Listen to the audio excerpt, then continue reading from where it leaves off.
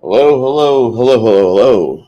Welcome back to Chimerian's Musings, Volume 4, 12th of August, 2023. With me tonight is our title friend and his character, Chimerian. Handle, I guess, is what a better way to put that, wouldn't it be? Handle works much better. Okay. So, we have, hey, Rumple's up. What's up? You do you too. So, you've been kind of busy as of late, and um, game wise, have you been doing much for your table? I've been more playing. I for game wise playing, but mostly doing a lot of background work, trying to help do other things that aren't quite so role playing and more on the wargaming side lately. So yeah, Things you enjoy. We yeah. got some people in the chat right now. Hey guys, it's the Crafting Gamer, Blady One, and Six Nations 31 Kings. Hello, sirs. With And that and hopefully, having people, I am good to see everyone. um, my biggest concern whenever we started doing this was, uh, I don't know if I'll be able to have the content because we might do a 3 hour show as a regular thing, and content might be a problem. And I tell you what I'm doing, and you start loading up my channel. I gave you a sub channel because I wanted you to just put your thoughts in it, Yep. and I want to hear. The chat has other ideas. No, Fucking Flatey, I have to say I'm tired of this pussy putting around about gaming. I want to hear Chimerian's plans for taking over the world. I mean, which world are we talking about here? No, it's. I don't have the political clout to take over the world. So, but no, you're right. As slow as we go through my entire channel, I'll keep on writing more stuff. All of them. Well, that's a tall order. We'll get around to it eventually. We'll get to it. Yeah. Honestly, we'll put on a list of things to do with StreamYard. Which I don't know if you've ever guys are creators. If you guys use StreamYard or if you use Restream or you just nakedly go into YouTube and uh, beat it until it live streams for you. But that used to be a thing. That used to be something we could do reliably. Was we could actually use YouTube from the YouTube page to do our stuff. Now we got to use third party apps and other things.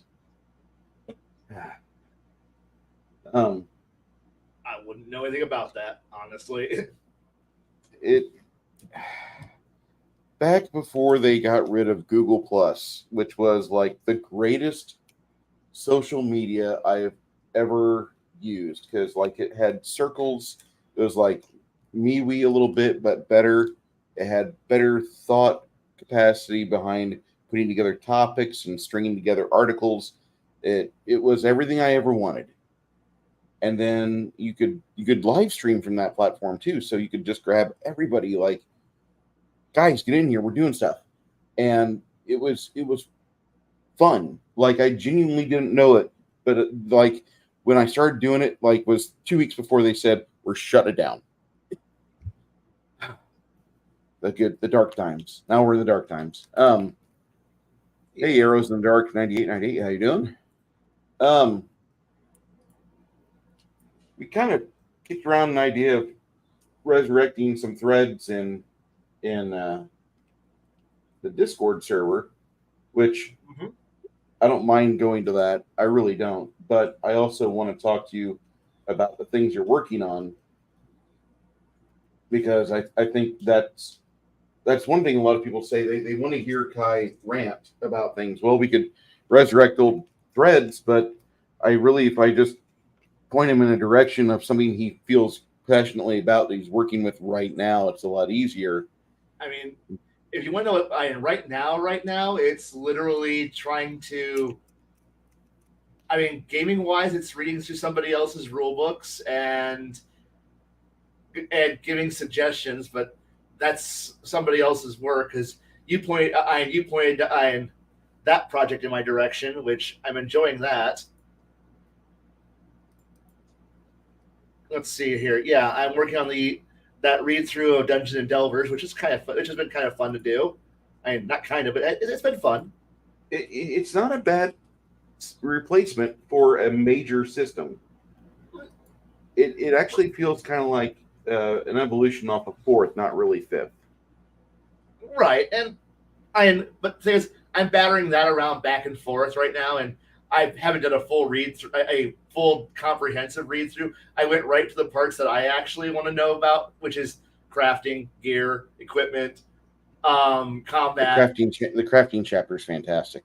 Right, and Like, but we found a little, there's little things that we discussed, but like I said, I haven't read it enough to be able to like give a public grand explanation. I can't expound upon it as much as I would like to, and the other ones are just simply talking about silly character concepts and working on painting some I painting some Battletech miniatures and teaching kids how to properly play that without to get out of what they think they know how to, and then teach them other things. Gaming, like actual like comfy gaming stuff, it's just simply not really that great. There's a whole lot to go into right now. And my Tuesdays are finally free, so I can actually.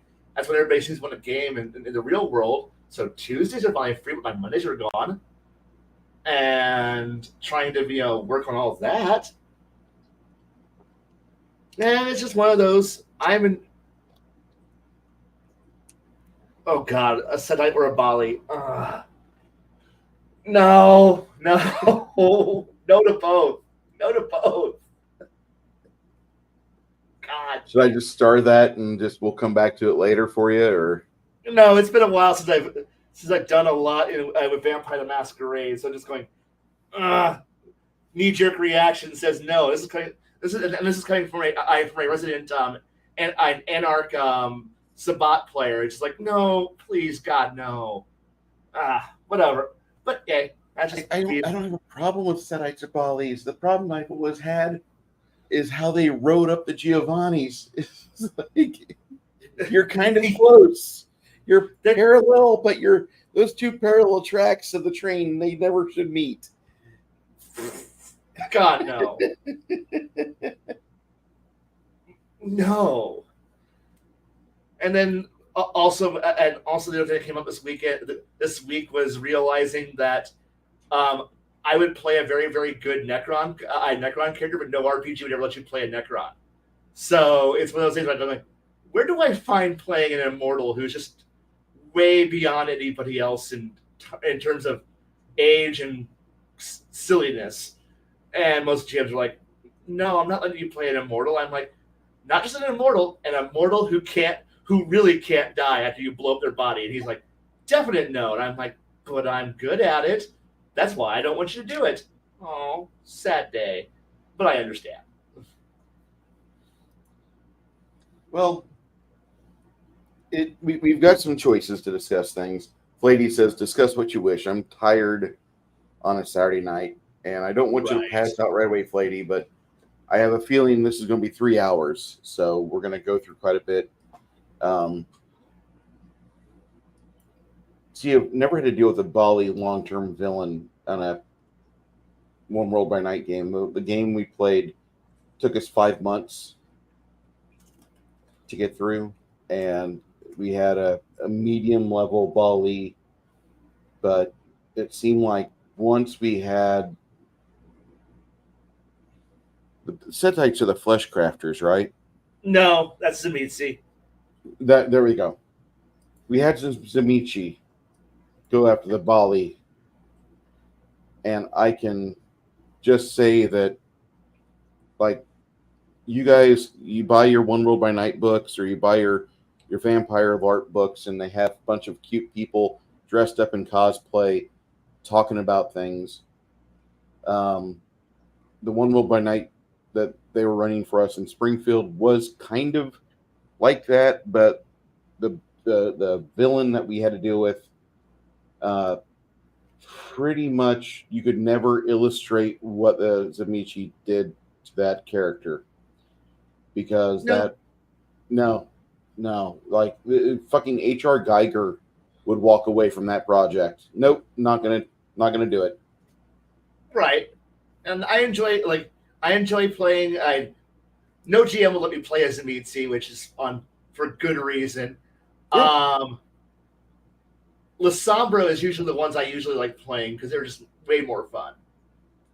I like I like shadow crafting, so it's just that so it works really well. So, but I also like Dark Age before it falls apart. So see, we probably should have played in Dark Ages or in Renaissance era Mage rather than One World by Night because we had a group of like 120 people for a while that were showing up. oof, oof, that's a lot. Yeah, No, back in and the days when I did the LARPing aspect, but my entire job was just to run around as a messenger. There were just so many people and so many factions. That's the only job I had was just run around the park and deliver messages from one group to the next. And that was literally all I did for a good solid 4 months. And yay! Such in-depth role playing is just being the asshole and nobody pays attention to, but it's at everything.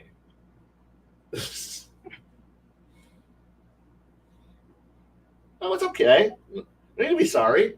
I had a lot of fun being the person who could walk into everyone's camp and you know being neutral enough to be able to go, no, nobody notices me. Then appear out of nowhere. A message for you, sir. Hand over the message and then disappear back into the shadows. It was a nice job. It was a great job in a LARP.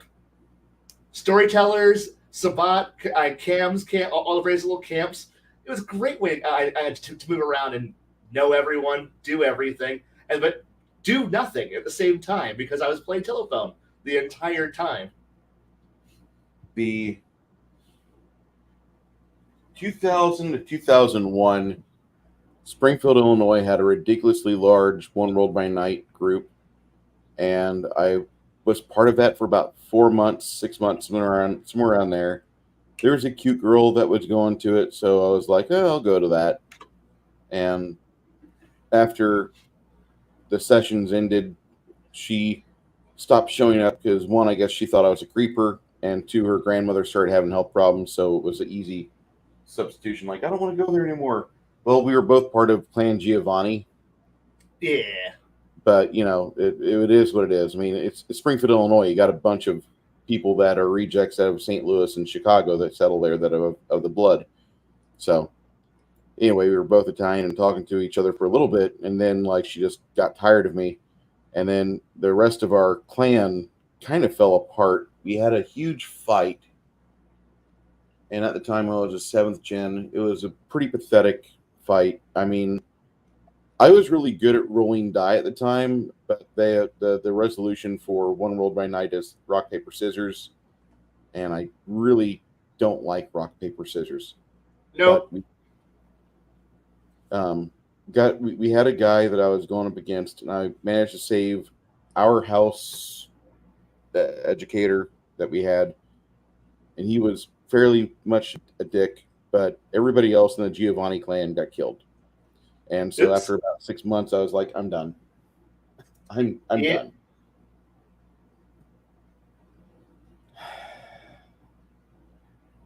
I Crafting know Gamer it. says he wants us to look at the rules, something about the crafting section. Uh, he added, I think he's adding that momentum mechanic, and he just put that in the Discord. And it reminds me of I want to say it's one of the 2-20 Conan variants where they have momentum in combat. The longer you're in combat, the more akin you get to the combat itself, and the better you get. So if you can drag the combat out, you'll actually win without getting too badly wounded. And I think that's what he's got there. I'll definitely get to. Well, definitely. Me and I think on Gatekeepers we're going to be discussing that book quite a bit here very shortly, especially if Connell is going to not be sure on what he wants to run. I think you and I are the only two people that know for a fact what we want to run for the others. I think my choice was made for me because of the fact that people want to see more of that story. Even Yeah. though I'm already locked in because even though it's just simply look generic rules, we already know them. Let's just go storyline play, and only because I want to see people. I don't know. I just want to see certain things happen. That's all. I I'm at heart a chaos creature, so therefore I just want to see shit happen. So Cool. Um, I mean, otherwise I was also in the works of talking with trying to negotiate if the current generation of kids players I run for are weeb enough to play L5R, which we're currently trying to decide if they're enough geeks to be able to want to do that. But yeah, I don't think like I'm debating on if people are that much of nerds to be able to play that game properly. out of our group on like gatekeepers, I'm probably the least mixed. Second, I say you're second to least because as much as I like to say you would probably be the least one, the least one. It's also but we also got to include Shadow in here on Yeah. being able to embrace the. It's totally a mix of Sengoku Jidai I mixed with the Edo period, mixed with the I with the with restoration period, all mixed into this big giant pot of what the fuck's going on here with some Chinese and Mongol myths mixed in there at the same time. I don't think that one's going to be easy to follow for certain people. I, I don't mind saying like there are times where whenever I start talking and listening to what you and Mike have to say, I feel like okay, I'm getting close to where my depth is becoming readily apparent in this pool. That's okay. Most of us are willing to drag along and have fun with it because I don't mind going. Hey, let me help explain this a little bit better. But I also know a lot of people don't want to listen, so I don't push it. Sure. Though I honestly, if I'm in a game and I'm having a problem with something, I'm going to ask questions. and Just feel to free. Honestly, when I learned to play this game, I had not a fucking clue what I was doing, and yeah. But also, there's also the possibility of with Jade having not played West End, not having a chance to play West End game Star Wars.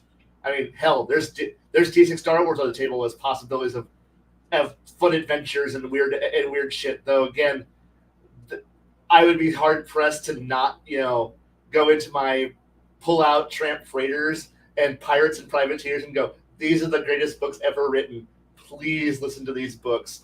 But I want to. These are the books that are the most greatest books in the entire world, and then be slapped on the hand and say you can't play that, you can't do what you want to do because I literally was sat down one time and bored, waiting for the bus at O'Hare to arrive, statted out an entire um, a Star Wars version of a submarine, and having a GM look at me when I got back from Chicago and handed him the document, handed him the price tag, and handed him all that I wanted to do, and had him look at me and go, "Fuck no, no! You would become the most evilest." I'm like, "This is an Imperial super weapon that I can build for 2.5 million credits," and he's like, "What?" And I go, "Here's my plan on earning 2.5 million credits. Here's how I plan on paying the builders and the builders to modify the ship.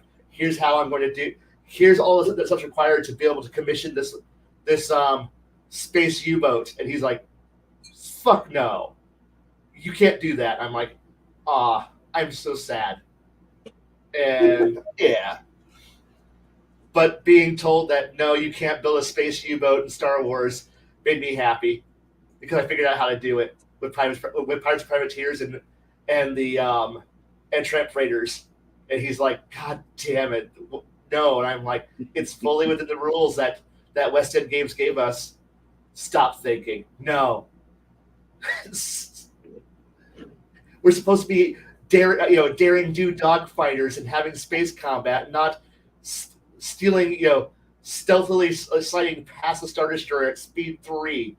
I'm like, technically, I'm coasting at speed 3 at that point because of the way the way that the drive works. He's like, shut up. I'm like, come on, it's just around October in space. And he's like, no, you cannot just slide up to a Star Destroyer at range 3 while it's sitting here at general at just general cruising cruising status without shields up, and then just open fire with all torpedo tubes and blow it up without shields. I'm like, but that's a valid tactic. And he's like, no, Completely valid tactic. and he's like, no, you do it once. I go, once, or how about 3 or 4 times? And he's like, what do you mean? It only costs X amount of money to reload it. He's like, what? And all we gotta do is steal ammunition from Imperial stockpiles, which we can kill the escorts. He's like, oh God, stop thinking. I'm like, no, I want to wage a war on the galaxy, not just simply, oh, we're gonna go kill a few bad guys. I want to sink Imperial freight and destabilize countryside, entire sectors. He's like, God, no. And I'm like, why not? Because that's not heroism. I think it's heroism. I think it's actually victory. And he's like, God, no. And I'm just like, this is why, and this is why the good guys lose. They won't do the hard work. They'll go buy a Corellian Corvette and get nothing done. Meanwhile, my 2.5 million credits will go a whole lot further than your 2.5 million credits. You buy a shitty Corvette that does nothing. I buy a wonder weapon that will always win. Well, not always win. I mean, a coordinated effort of hunter-killer groups being able to work, and I'm like, or you just become smart on application. He's like, ah. Oh, well.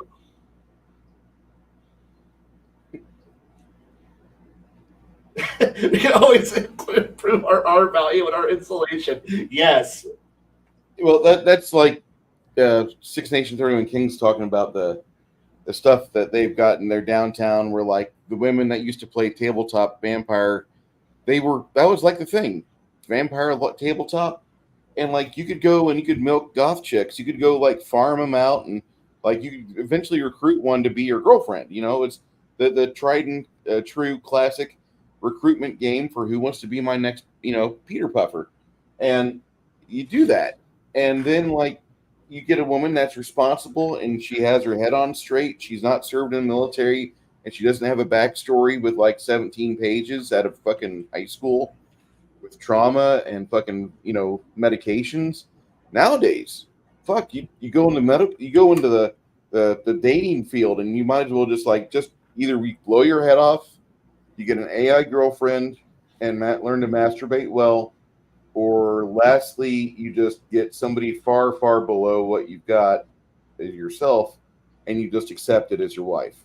And you don't really want those three. So, like, your choices, if you do choose to accept them, like, there's a lot of daddy issues out there, especially, like, in the vet community. I don't know what it is with, like, Army girls and daddy issues, but holy hell, I see what the Air Force guys I know what we're talking about now, because like they were saying the Army bases were like the places to go if you wanted to collect diseases, and like you just farm these really ratty, like well used barrack pump girls that are on their way out and going into college, and they're up for a lifetime of Jaeger shots.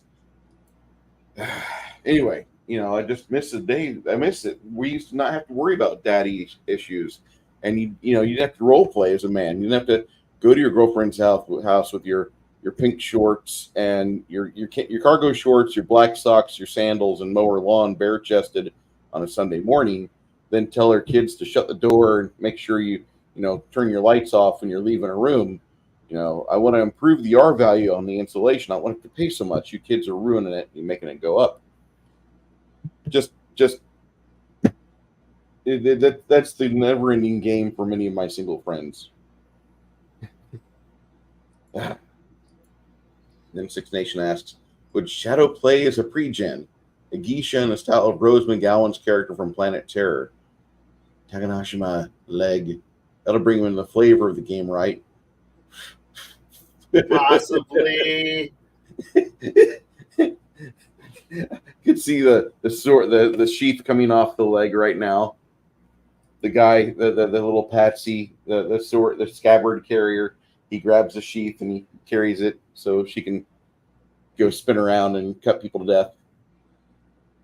I was always a fan of interdictor class, Star Destroyers, smaller surgical strikes. Yeah. Fleety's like, I walked away from all the chicks. It's just not worth, the juice is not worth the squeeze.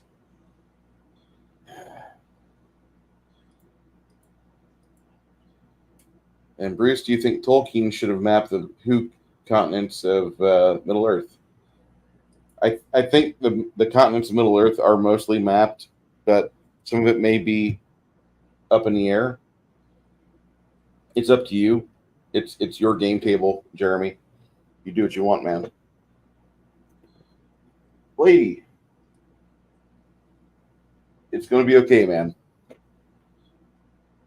Now, Ty. Yes.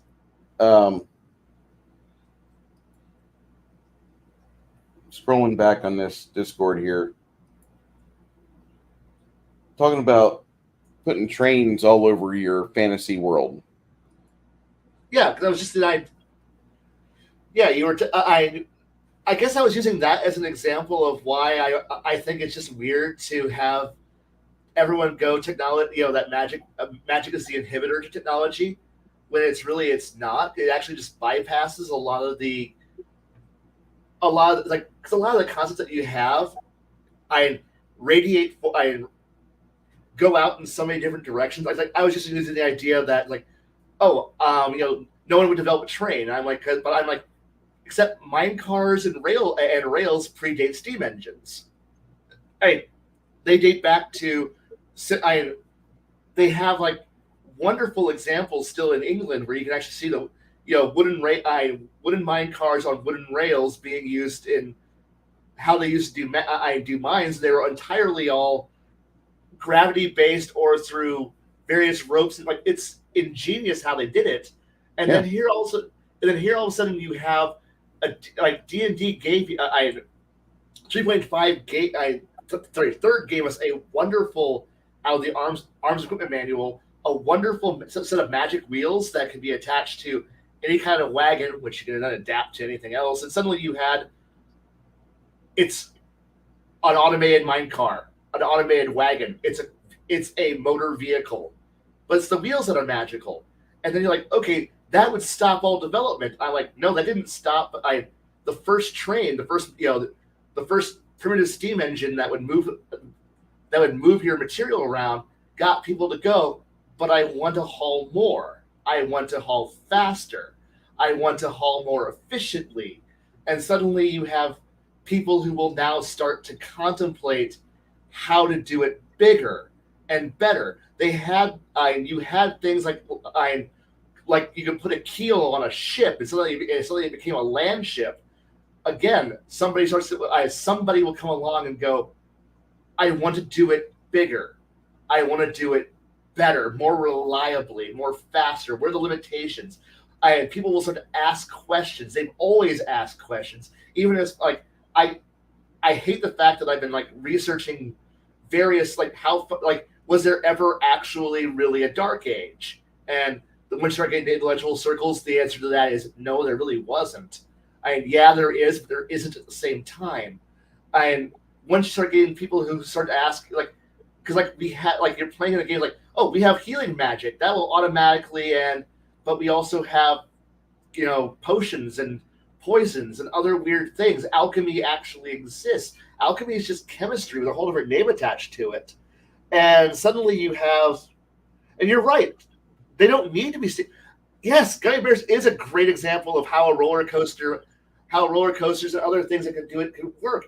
It all comes down to you're going to find people and players who will be working hard to figure out ways to do it more interesting. Once you have the reestablishment of a central authority, or even a stable area, which the period between the collapse of the West and the rise of new powerful kingdoms like with the Franks and yes, under Charlemagne you have a small period, a very small period of a few centuries of destabilized rule, but eventually you do have early the idea of the reestablishment of powers. And had Charlemagne just been not a retard and went, here, my empire is now under 3 children, which destabilizes an entire continent. I mean, you had several points where things could have gone a different direction. But the thing is that then you look at most fantasy worlds. You have to almost look at Tolkien, where Tolkien is, you're at the end of an already weakened of 2 already weakened powers. You have, you have your horse riders. You have, my brain, it's tired, and I'm tired. You're talking about Rohan, and then you're talking about but just look at the end, at the tail end of empires where they're already waiting, and you have vast tracts of nothing, and faltering. We're way past the glory. It's like this is falling into that small period between when new powers rose and reestablished themselves. That's not the only time you could have the high adventures where everyone's forgotten shit. But once you start having any kind of reestablishment of a central authority, roads, traffic, and magic starting to be, if magic's been around, but the thing is, most fantasy games you're playing in, you're looking at kingdoms that have been around for 300, 400, 500 years. Some of them multiple half a millennia or more, and you're like sitting here going, how has nobody bothered? Yes, thank you. Sorry, I'm tired. It's been a while. And you're right. They would have collapsed. But the thing is, those are the settings where, unless you're emulating that particular setting, that particular world, but most of them don't emulate that particularly well. Sure, we have a lot of, here's your one bastion of civilization, and you're expanding out to go explore into the ruins, playing your hex crawl games, which are good and fun. I like them. I like the idea of going out and, pushing the frontier and playing almost civilization. And you are almost playing civilization. But the thing is that you start to, once you start going out there, you start to ask yourself, what's preventing? I guess it's just me wanting to disassemble the arguments that GMs give me and trying to find the holes in their argument and how to get what I need, get what I want, and work a system. So therefore, if the GM goes, there's X reason why you can't do that. Well, why does X happen? Why is this? And I'm not going to sit there and do it all in 5 minutes, but I'm going to prod at it in character for a while. It's like, okay, I can't do this because there's not a sustainable gem supply. Okay, so it's gem based. I'm going to look into, and then you start trying to figure out where gems come from. And you're just you're almost playing it almost like a kind of an Anno-like level of looking at a sophistication, or you're looking at other games where you're kind of piecing together all the parts, and then you're sitting here going, and then it's like I kind of touched on them in my little post. Well, if magic is the only solution and nobody will want to do it, how many casters are you pretty much slaving away to become the facilitators to maintain civilization at where you're at, so nobody will look for an alternative? Are there so many clerics that you have free universal healthcare for everybody? No, we don't do that, because we like to focus players going, there's only one cleric in every town you ever go into, because trust me, how often do you run into that one? You're playing your campaign, you walk into town, and you have the one cleric who's running the one temple in town. The temple of the temple of first aid resurrection. I see you're stabbed, have a venereal disease, and are on fire. I'm here to help you with all of them and give you a shitty quest while you pray and throw money at me. And it's like, we don't have, You don't go to a whole pantheon of temples. No, because we're always playing it in Frontier Town, where you have the one priest who's never that good at their job, because obviously they're not good at their job because they suck, and we have to have them suck because if the gods could do anything, they would have done something, except for the GMs would go, "I snap and kill you." Sure do. But so you need to have magic both be so prevalent that it stifles all innovation and makes it too convenient, but you can't have it be too good, or you're going to have like this case of I'm a cleric. Congratulations, here's your stamp. You're now assigned to this area's ward to be its part of it. Like, you start looking at these massive organizations that have to like churn in all your spellcasters, and you're kind of like playing the independent who's running around because of the fact of what you gotta do to be able to keep everything to the point where magic is that dominant, because you gotta make sure that nobody ever sits down and goes, what makes these 3 herbs that I put together in this one pot turn into a potion? How can I make this a better potion? How can I make this a better poison? How can I make metals better? How can I cut better? Do all these other tricks better? How do I move better? And how do I establish an entire, network, a guild, or other things? And then you build it all together, and then you simply have players kind of look at you and go, wait a moment. And it's just one of these weird things where it's like how much magical crafting, and the answer is there's almost no magical crafting. Well, then who made everything that came before you? Well, that's from a fallen empire. Well, then there should be like people who are like digging around trying to rediscover the forces of the past, and you have nobody who sits down there and asks themselves, how does this work? Why does this work? And I know that most games are too short a time span. Here's your 5 years. That the world never changes in 5 years. A big revolution doesn't ever happen in the course of 6 months to 3 to 4 years of in-game time. But the thing is, if you start to stretch out how much time you have between sessions, and over a campaign like a 10, 20 years, you might start seeing that kind of stuff, which is kind of the reason why I want longer term games that last longer, and why I think a lot of players who play under me also like the idea of playing longer lived characters who think on a different time scale. But it all comes down to but since I run more of I enjoy playing more of a slice of life, not like slice of life, but I want you to think on a much longer time frame than the average. The Dark Lord's Return, you need to go kill a Dark Lord, go fight the bad guys, save civilization, which is kind of why I like Kingmaker, where I can build a kingdom, establish what I want, and start bringing all these disparate elements that I want to have somebody who sits back and goes, no, we're going to establish magic as another force of physics, which I want people to ask the question of, is magic another force of physics? I want people to go, wait, if we could, I want somebody to ask, can we reproduce the power of the gods? Yes, we can. Like, I want to have somebody at the end of my campaign look at the gods, at the gods and go, we're going to go fucking Klingon on them.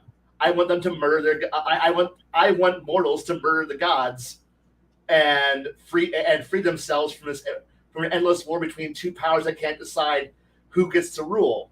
Fuck that. Humanity ascendant. And it's like, because obviously the dark gods are retarded and powerful and want to destroy us, and the good gods are all weak and useless. All of them are inconvenient, destroy both, free humanity. But we will decide and move on from there. But the thing is that I know that's also kind of a false failure of an ideal, and I want to have a GM who would run the consequences of a bad agenda like that. I want to have all these fun things. I want players to go, why is everyone useless and have to use intermediaries? why is all this things happening? I want them to ask these questions so I can think about it and I can answer it for my world and then run it. I want to run the consequences. Hell, I want to play the consequences. But I know that most GMs would never be up for that kind of a game. Honestly, most of them wouldn't want to run that game because most of them are so tied to their generic good gods and their generic bad gods. Like, why would you ever want to fight the good gods? Because I'm a wizard. I'm a high-powered wizard. I show up there. I see your boring, bland heaven and go, I don't want to be here. I'm going to create a better heaven. But this time I would blackjack and hookers and then leave. And then come back with the firepower to kill them. Then go back down to hell, kill the bad gods, and go, look, there's no one who's controlling us. Who's the real villains? We are. So who's real heroes? We are. Like we decide on who's good and evil, not these primordial powers who are fucking worthless and annoyances. Because that's how most GMs run their gods, and I really hate that when I'm playing because it's just simply, you just gotta be good because good guy tells you to do good things. Bad guy is bad guy because he says bad things and does bad stuff. You gotta and these two are diametrically evil because bad guy shows up there with red evil demons and has fire, while good guy shows up with light and I'm like going no, I'm kind of I'm sorry, I learned the John Sheridan into the Vorlons and Shadows of get the fuck off out of my galaxy thing.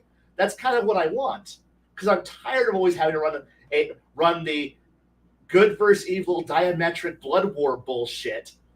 I kind of want to go. I kind of just want to tell both of them to go fuck themselves and get the fuck off the galaxy. I get the fuck out of this world, so we can actually just go live our own lives, or they can actually do something besides murder everybody in a proxy war. I'm sorry, I don't want to be in a 1,000-year proxy war, which is what every D&D game always devolves down into. I'm sorry, it's the Dark Lord, the powers of good. The good gods and the evil gods are having a fight, and you're stuck in the middle. And why, fuck, what am I doing here? Being heroes, stopping the dark gods, and fuck your fake. Fuck your fake Christian. Christian analogy. We're playing fantasy. My god should be flawed and horrible individuals who sell off magic hammers because they got drunk one night and decided to fuck a horse. I don't know. I'm better than playing. I am playing discount Christianity.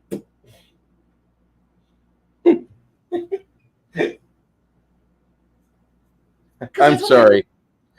Discount Christianity. Because that's what you're playing. You're playing discount.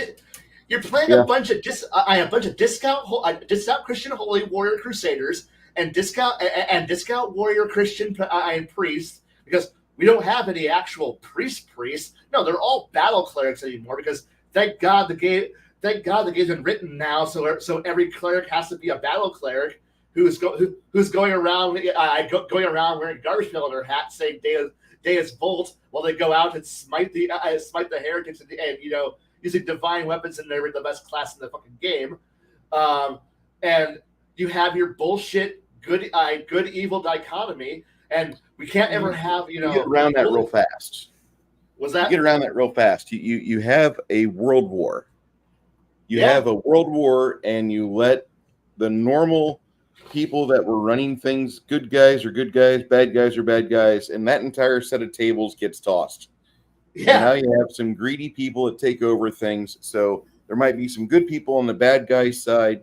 There might be some bad people on the good guy's side. There might be about 30 other factions that pop up off to the sides. Yeah. And your table will have to figure out how they want to butter their bread. If they can't figure it out, let them run with the consequences. Yeah. Do not give them the easy choice out. Do not give them the easy way. And the really bad part I always have here is that what you always have is this. I always want to just call it the lazy morality button, which is your paladin, because paladin has to be lawful good. Paladin has a bullshit faith thing. I'm sorry, I kind of like the idea. Like I'm gonna like steal the idea from Exalted or other games where I liked when Pathfinder removed lawful good because a requirement for paladin. What paladins are?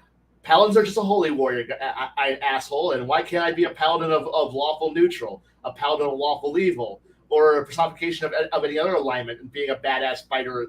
Well, isn't that what a cleric is? And I'm like, ha, we're getting back into bullshit territory.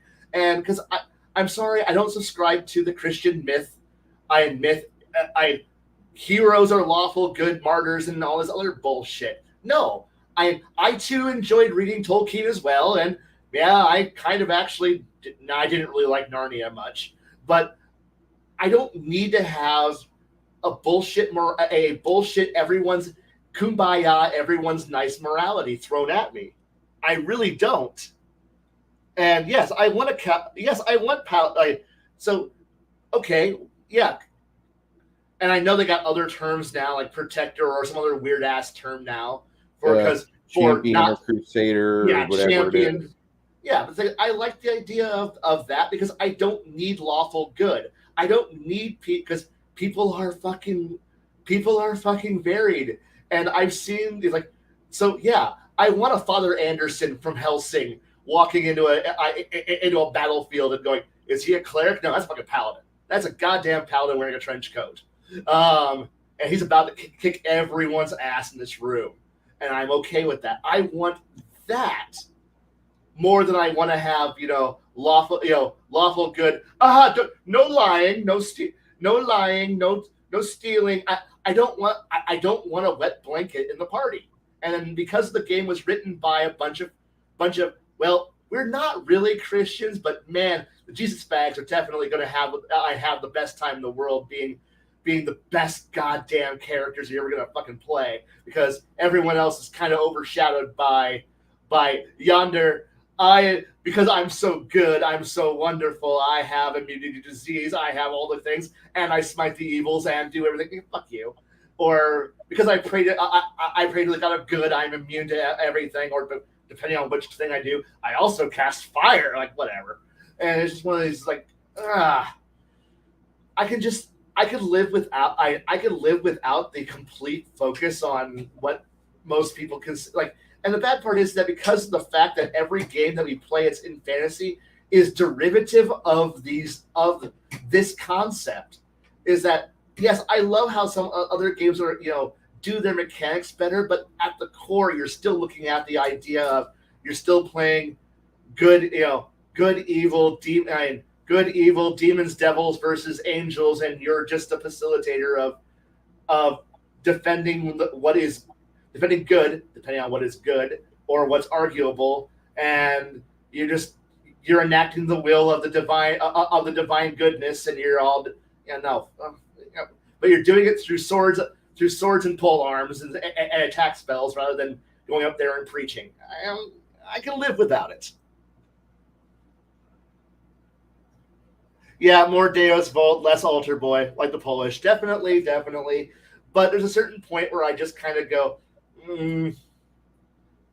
I come back down to I like the Klingons' mentality of we killed our gods, because honestly, most of us could probably play D&D, and most of us probably do play D&D without really knowing who the fuck we're worshiping, or at most we only have one god ever represented in our party at a time, because we only have one cleric, and that cleric is worshiping something, and we will always be following the prayers and tenets of yonder person who provides our buffs.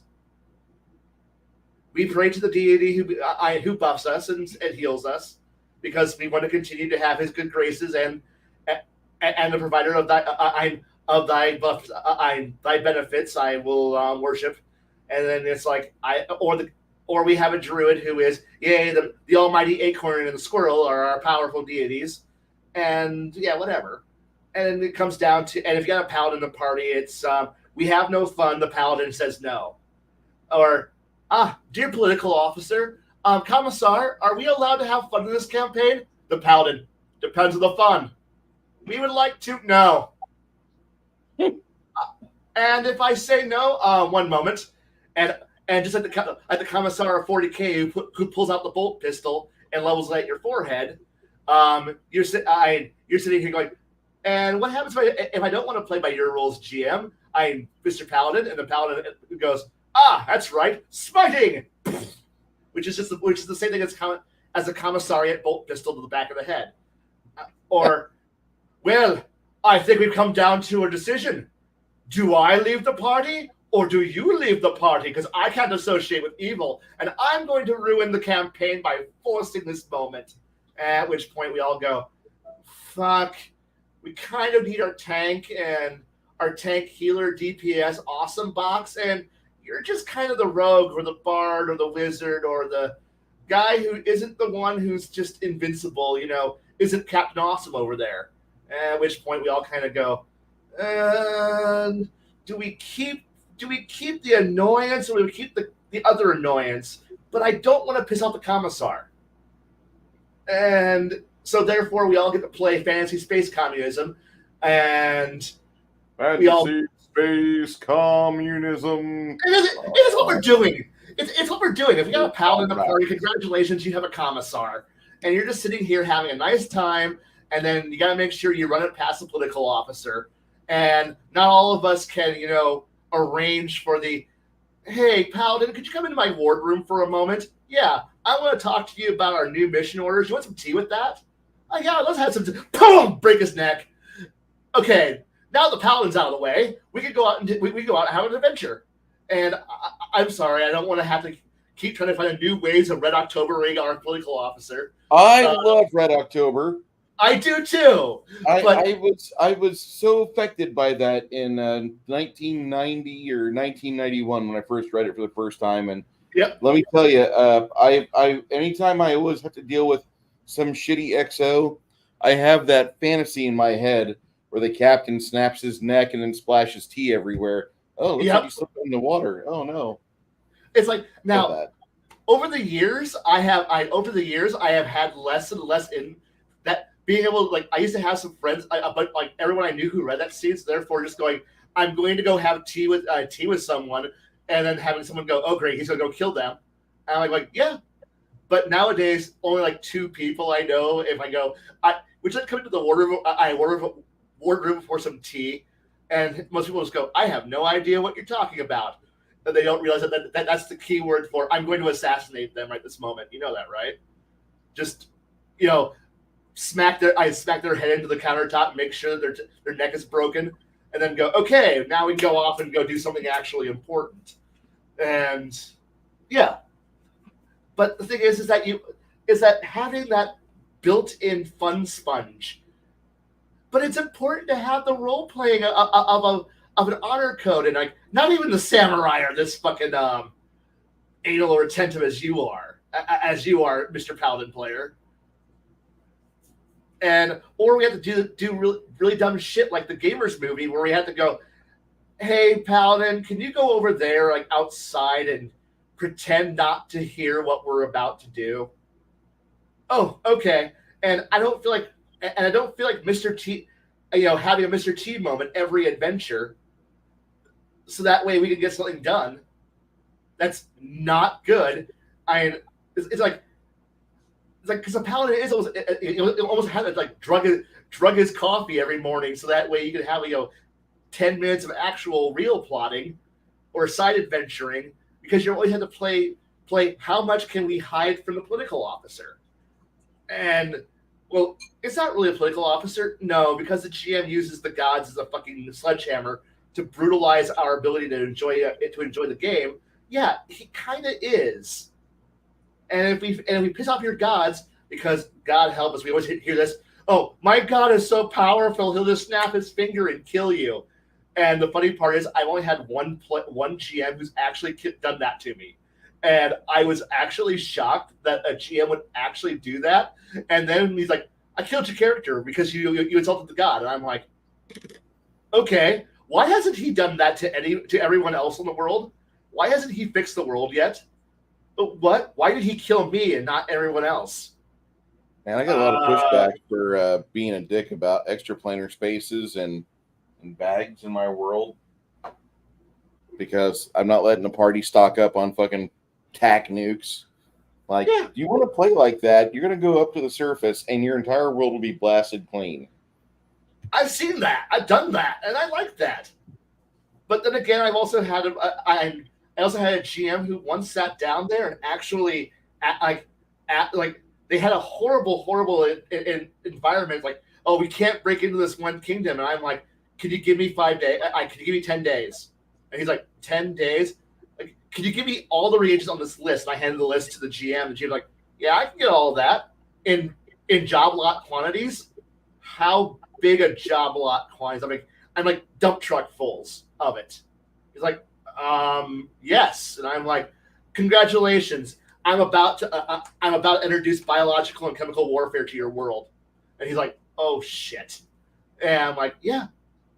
And it's like when you can gas out, dump lethal lethal chemicals into an entire underground cave network and make sure that everyone's dead. And I'm like, yeah, just seal up the mine shaft afterwards. Like, do we want to go down there? No, you don't want to touch anything in that cave now for the next 1,000 years. Huh? I'm like, yeah, probably next century or two. You don't want to go down there. Why? It's lethal. Everything's down there is lethal. But what if I have immunity to poison? Oh, I actually engineered the poison to actually bypass magical immunity to poisons. What? Yeah, I wanted to kill paladins and I wanted to kill demons. That's horrible. That's why we seal it up. Also, kill my character now. Why? I know how to make this, and I don't want anyone else to know how to make this. So kill my character. I don't want to kill your character. Kill it. Kill my character before I make more. And having the GM look at the GM, the players look at me like, what the fuck are you talking about? I know how to do terrible things, and I wish this to die. I wish this to end with me, but I can't kill myself. You need to do it. And having players go, I don't want to murder. And it's fun when you put the morality play on the, have a player tell the morality play to the other players, and then force the GM to actually act rather than have to go, I don't want to act. And I'm like, I'm telling your PC and your NPCs, like I'm telling the NPCs and the player characters that this is what I did. This is what I'm going to do. I'm going to continue to do this unless you kill me. And most players go, yeah, okay. And then actually, it's good. It was a good, nice environment.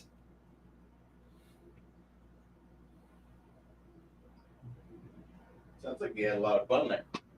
I had a lot of fun, and I still have the notes, the notes and the references to the what splat books I used to be able to actually draw upon all those equations that I did. So I could, if I needed to, reproduce all the math and all the everything I needed to do to create an airborne toxin that needs a fortitude save of I think it was like 24, 25, and it does con damage with a with a rapid onset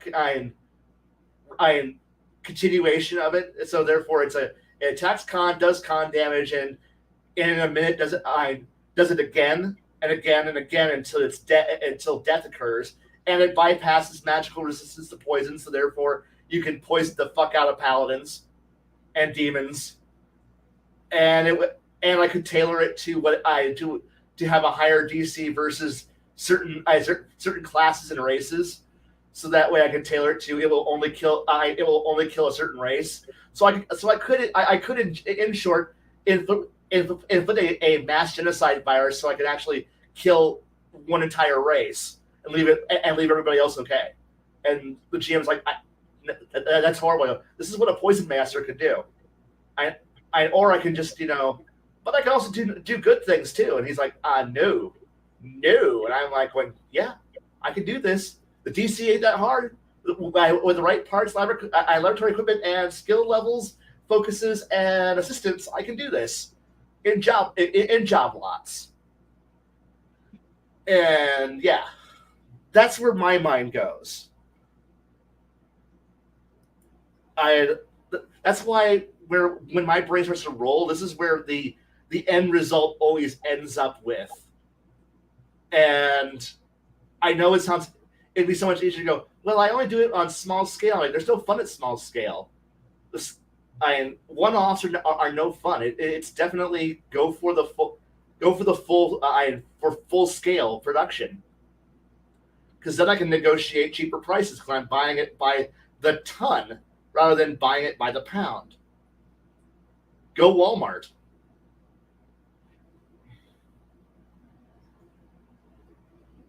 I am reciting Fauci's resume, aren't I?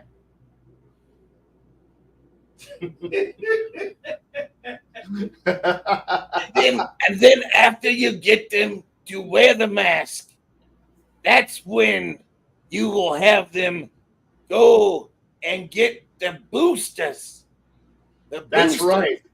Were bought with American tax dollars, and they were used by the pharma companies who are in agreement with the current agenda. Now, to my defense, I don't have candles with my face on it yet, so I'm not quite as bad as him yet.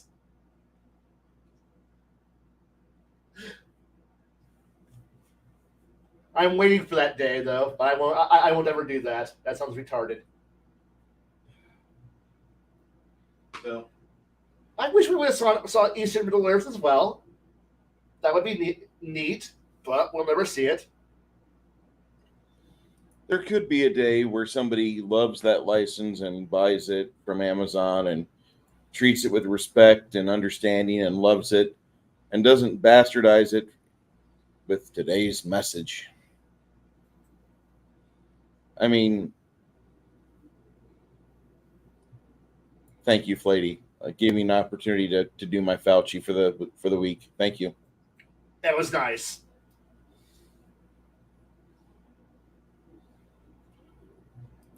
I have a lot of weird thoughts towards this kind of stuff, so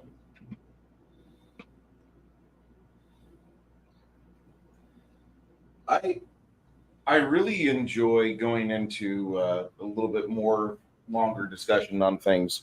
So, I mean, if you're going to go with logistics on a fantasy world, this is something I was kind of wondering. I think the next campaign or the set that I'm building, I'm going to make teleport like upper level spell capacity for teleport. And what could happen in the interim is that maybe have the ability to set up ring gates be at a lesser cost. And setting them up is at a lesser cost. Taking one person or 4 people through them, might be a guy at the booth there. He'll take 2,000 silver out of your pocket. You want to use the ring gate, get 50 miles away, 2,000 silver. Oh, you want to go across the continent? That'll be 8,000 silver for all 4 of you. But transporting wagons, transporting volume, that's where the money really starts to come into play. I will actually go in a slightly different direction because I've actually already established this thing to the point where one of my players wrote up give me 1 second, but I actually have my players wrote up like a TSA guideline sheet for how teleportation works, and it is this multiple tier thing. For purposes of teleporting between ring gates and ring gate teleportation locations, it's like there's various like there's tiers, licenses, yearly budget inspections you got to pass, how you got to transport weapons, how equipment is passed through, how moving, like where wagons are inspected by TSA agents. It's like there's this massive amount of rules that were written up to. It's great if you're a messenger, if all you're doing is if your job is a courier, or you're a merchant shipping wagons worth of equipment, materials around, but it's expensive as fuck. If you're a adventurer, a person who's just, I'm a free traveler. The amount of just bullshit you got to go through. It's like peace bonding. Equipment has to be listed on manifests, checked on both sides. And what happens if you're an unscheduled teleporter who's coming into a teleport location because of the way that? So if you're like, I cast teleport, I teleport into town, at which point the TSA agents are like, whoa, whoa, whoa, whoa, who the fuck are you people? We had to teleport out of a really bad situation, and no, and then I watch Helga and Bruno put on their big on their blue latex gloves, going, oh no, we need to make sure you're clean. And no, we need medical assistance, and you'll have medical assistance after we've searched everything on you and documented everything. And watching my players go, holy fuck, we don't want to teleport anymore. Like, good. Now present your licenses and travel papers, please. Passport, visa. Where's your manifest of what items you're currently transporting? We need to make sure you're not smuggling contraband. We just teleported out of a dungeon. Unlicensed magical and undocumented treasure. We'll take a portion of that and watch players kind of cry and cringe as they're being nickeled and dimed to death by a horrible global bureaucracy of wizards who are sitting here funneling their entire magical research industry by teleport. By people who like, man, teleport is so nice. I can go from one town to the next with an instantaneous teleport. It's so wonderful. All I gotta do is pay this money, and then all of a sudden adventurers show up, and they're like, adventurers. State your purpose of arrival. Stop at Dark Lord. Adventurer permit. That'll be a class 3 fine. Here you go. And watching players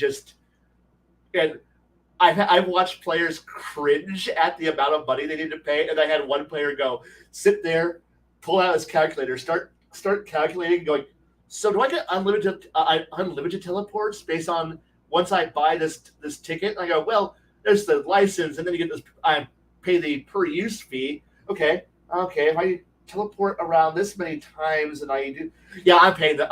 I'll pay that right now. And he pulls his money. He pulls out the money, counts it all out, and pushes the money across the ticket counter. And goes, I will buy the platinum, the class 1 adventurer platinum thing. Here's my gear. Here's my stocking. I will get my passport. Everybody else goes, but that's a lot of money. He goes, it's worth it, guys. In the long run, it's worth it. But we gotta be inspected by. I have rights. No, you don't have rights. The mages have rights. And they're the ones who dictate if you have rights. But I'm a free man. You're a free man who walks. Oh, and it's hilarious watching the logic loop. Someday I'll actually find that information and then post it so other people can see how the stupid amounts of hurdles that my own players have put into the world. And it was a beautiful moment when my players wrote this up, because they were like, oh, no. Like, I see, Blaine, you've written rules, but these rules aren't good enough. We need to make these rules worse. And I'm like, worse? As one person put it, I'm going to set up the gates in my town. I'm writing the rules for the town, and I'm going to take those rules and I'm going to use them everywhere. And then dropped it and went, yep, this is the best rules I've ever had to do teleportation. And here we go. Found them, finally. Okay, teleportation grid rules, pricing and access. It's class 1, class 2, class 3 licenses, class 4 permits, and class 4 are the adventurer permits, which is only at 500 gold per year, plus 100 gold for registration and documentation for that person to carry openly. And you gotta have everything listed there, and they'll check to see what's currently in your inventory versus what you're carrying openly. And those need to be peace bonded. And there's also other documentation which goes all the way up to class 6 permits, and then there's like what counts for weapons, what are the permanent effects, screening processes, what items are required for sealing. It's a nice little system that all leads to I like teleportation, but I want it expensive as fuck. So Yeah, I want it to be expensive as fuck because I'm paying the price right now with a campaign with 13th level characters, and one of them holds a portable hole, yep. and he opens it up. The extra characters pile into the portable hole. Ah, yeah. 3 characters will touch the guy with the teleport boots, and the teleport boots go off. So they have a way to get out, but they have to have like a second, like a full round to get this ready. And because going through your bag for a portable hole or getting something ready like that, getting it ready to be, where somebody can just walk into it or dive into it. I don't think that's a 6-second maneuver. Nope. I really don't. But I want to make travel something that has weight to it, and I like the idea of making things a little more inconvenient. If you're gonna go for that stupid, simple, easy crap all the time, that's fine. But I want it to be more costly. I really do. And I know that sounds like, Bruce, you losing control of your game world. No, I'm not. I just I've got players that they are so married to Hero Labs, and they're trying to figure out how they can make more gold, but they're not making more gold because Right. they hit a snag, and I'm kind of happy about that. All the giants are fighting. They all got +1 weapons and armor. So yeah, you'll make your money, but you've got to go through a few slugs to get it. You get beamed by a giant that's about 30 hit points that you used to have.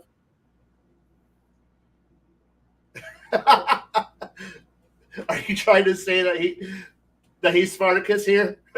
Insert name here. I'm the real Bruce Lombardo, says insert name here. This guy's an AI fast mill. I'm a fake. Completely fake. I tell you what, I like the game quite a bit. I want to see how my characters, my friends do with the final few chapters. We're running through a series of APs, and I've smushed them all together because they can't seem to have a table without having 7 or 8 people. I know, right? This is not a thing to complain about. But with the game that size, you need to add stuff because the action economy gets messed up. And I know some people in the Grognard camp get upset because they hear action economy and they're like, God damn it. But listen, that game is set up on initiative and rounds and turns. And that's just not exactly what you want to do. You got 8 people at the table plus cohorts and such. You got to plan ahead. You have to have big forces. It's like an Avengers movie. The Avengers are great in their own little subset movies, but when the Avengers movie comes on, they better have something big to fight. And that's kind of how I feel about this game table. Right. Honestly, Maybe I I'm like wrong. this. I like catching the tail end of your adventures each week. That I catch them, but I understand what I'm doing. I'll be getting you tomorrow. Should be tomorrow morning. I should be done with the map, so we should be able to get a transmission. That way, you see the world map as the players have seen it so far, so you have an idea of what to do with your Kingmaker stuff.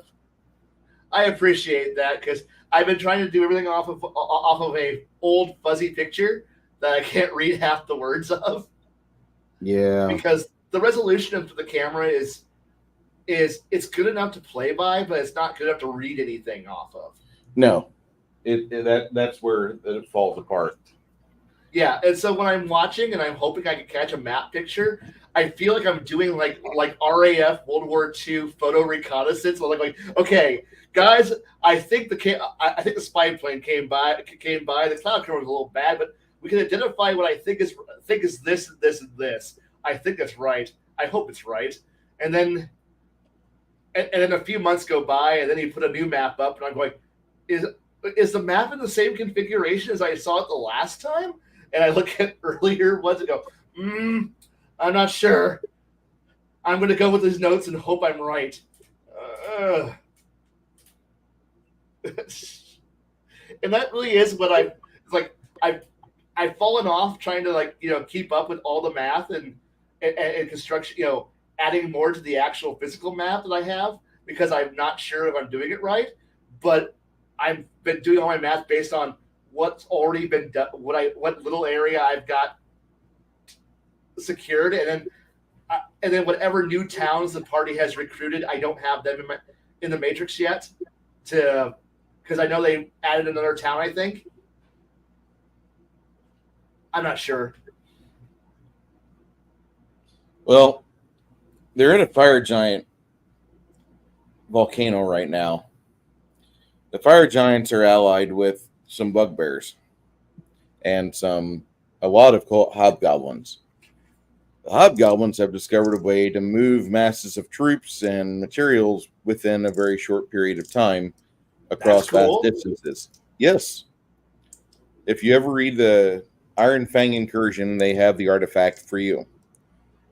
And it's kind of cool. But my players are kind of getting out of pocket with things. And I thought, wouldn't it be just fucking evil as shit if the players got to the top of the volcano and they found that the fire giant king was gone? He's down in the magma pools with a few hobgoblins, and they're just teleporting the magma onto the overworld, just sending whole volumes, tonnage of lava into the players' villages and settlements and encampments. Wouldn't that be something? That would be a total dick maneuver. That'd be a big dick maneuver right there. Honestly, I think that would be a hilarious maneuver, and I might just steal that one because, hell, I've seen my players do other crazier things, and I've seen my players do some diabolical weapons and ideas, and this would be right on par with it. So if I was to open up an adventure with a cubic kilometer of magma being dropped on top of a city, I could live with that. Mm-hmm. I mean, it'd be hilarious to have my players just go, wait, what? Because then they have to go figure out where that cubic kilometer of magma came from.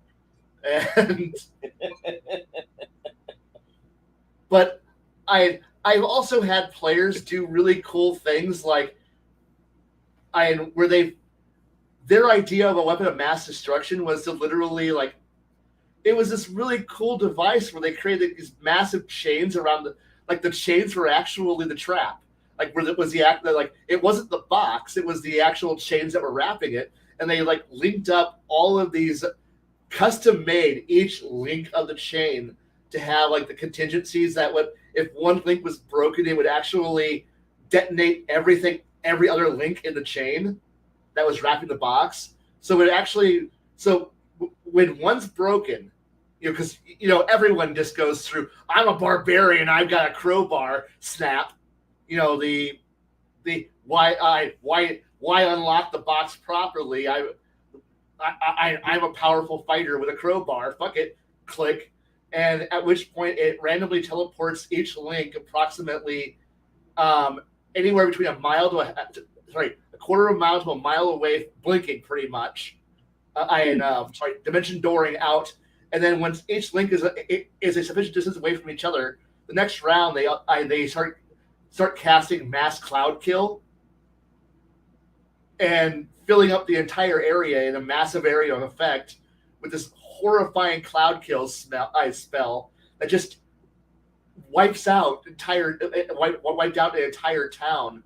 And I'm sitting here going, how much money? He goes, and this player goes, we're playing Kingmaker, and I've had 20 years of income.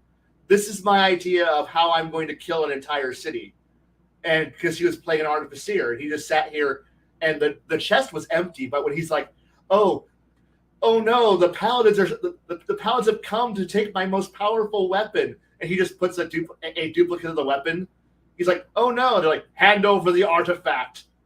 Why, of course I hand over the artifact. Puts the artifact in the box.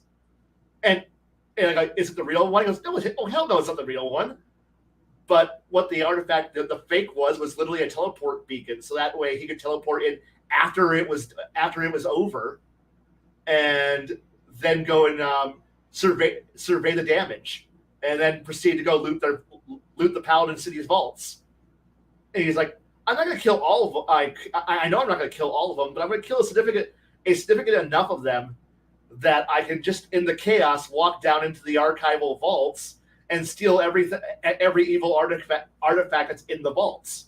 That because how every player is lazy as shit and is like, I don't want to hold on to the ultimate evil Dark Lord's the Ring of Infinite Destruction and the Sword of Evil.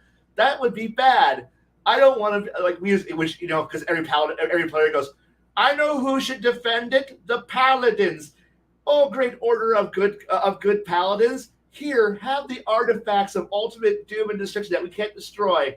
You can save it here, right? And I've seen this happen in multiple campaigns over multiple games, multiple groups, and they always do the same thing. You present a knightly order of badass goodness and ultimate paladins and awesome clerics.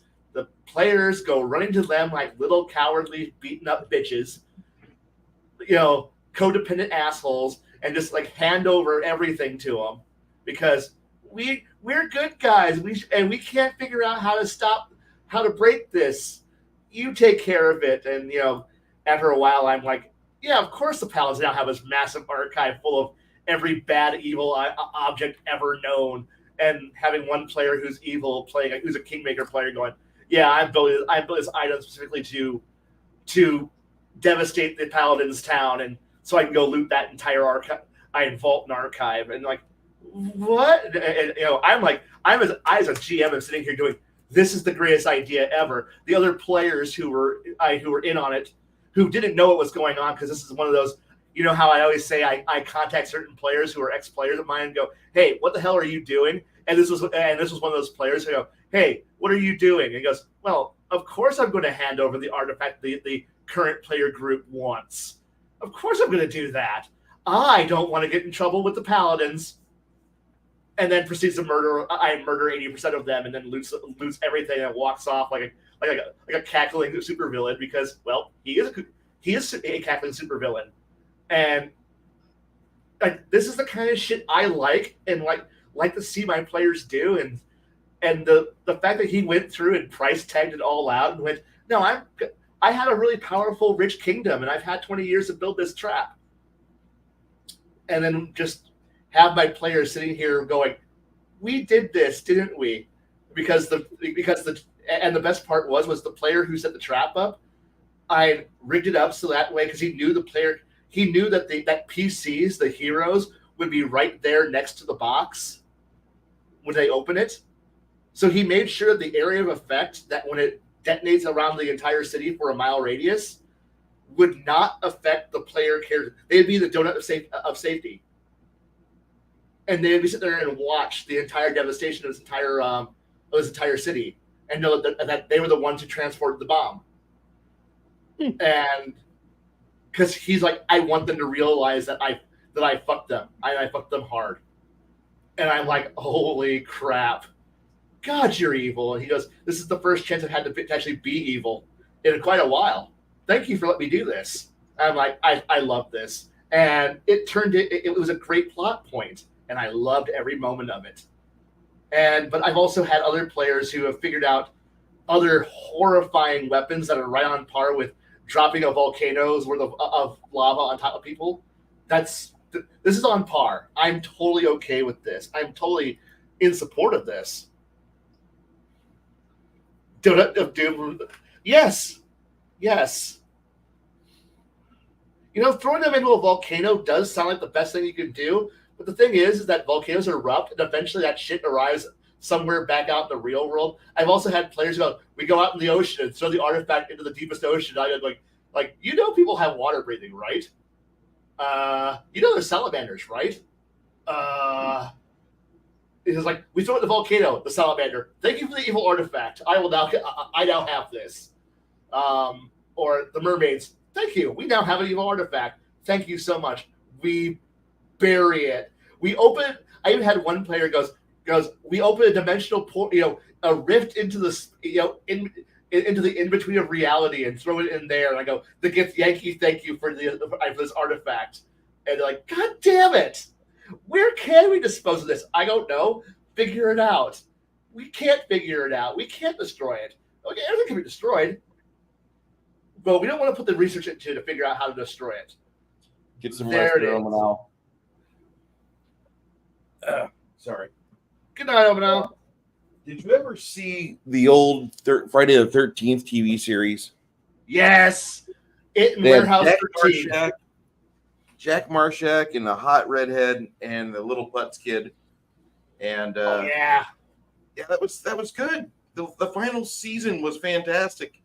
It was a vault of evil artifacts protected by a former cultist, the kid, and a ginger.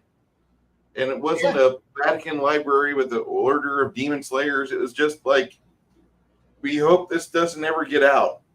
Perfect setup for a show. I know. And Warehouse 13 was just a modern incarnation of it. And I loved both of those series to I death. never saw Warehouse 13. It's pretty much the exact same thing, and it's a great. It's almost the pre. Like, are you familiar with the SCP project? Yes. It's Warehouse 13 is the precursor to the SCP project, pretty much, and because it's literally going around there and collecting up all the anomalous, weird things in the world, and then it's like storing them away, kind of in the warehouse that you see.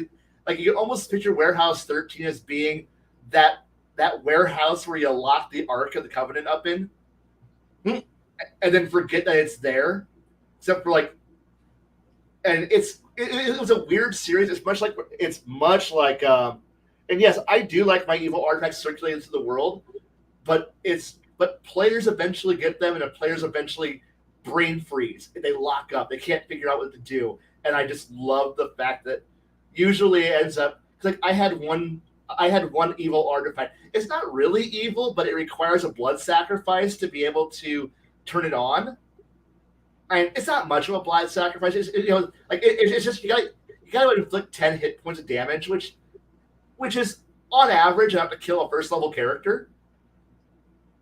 But it's blood. You gotta I turn on the mirror. You gotta do this, and it grants you scrying, and but it's so big you can't move it. So it's like, it was funny because it's locked in the basement of a mansion.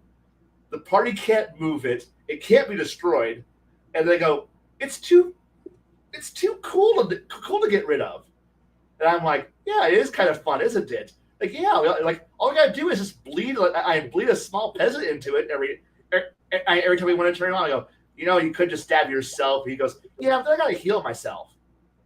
Nah, I'm gonna blood. And I'm like, I'm glad that you are embracing the idea that you need to go out in town every once in a while and grab a peasant so you can just kind of rig him out over a mirror so you can use it.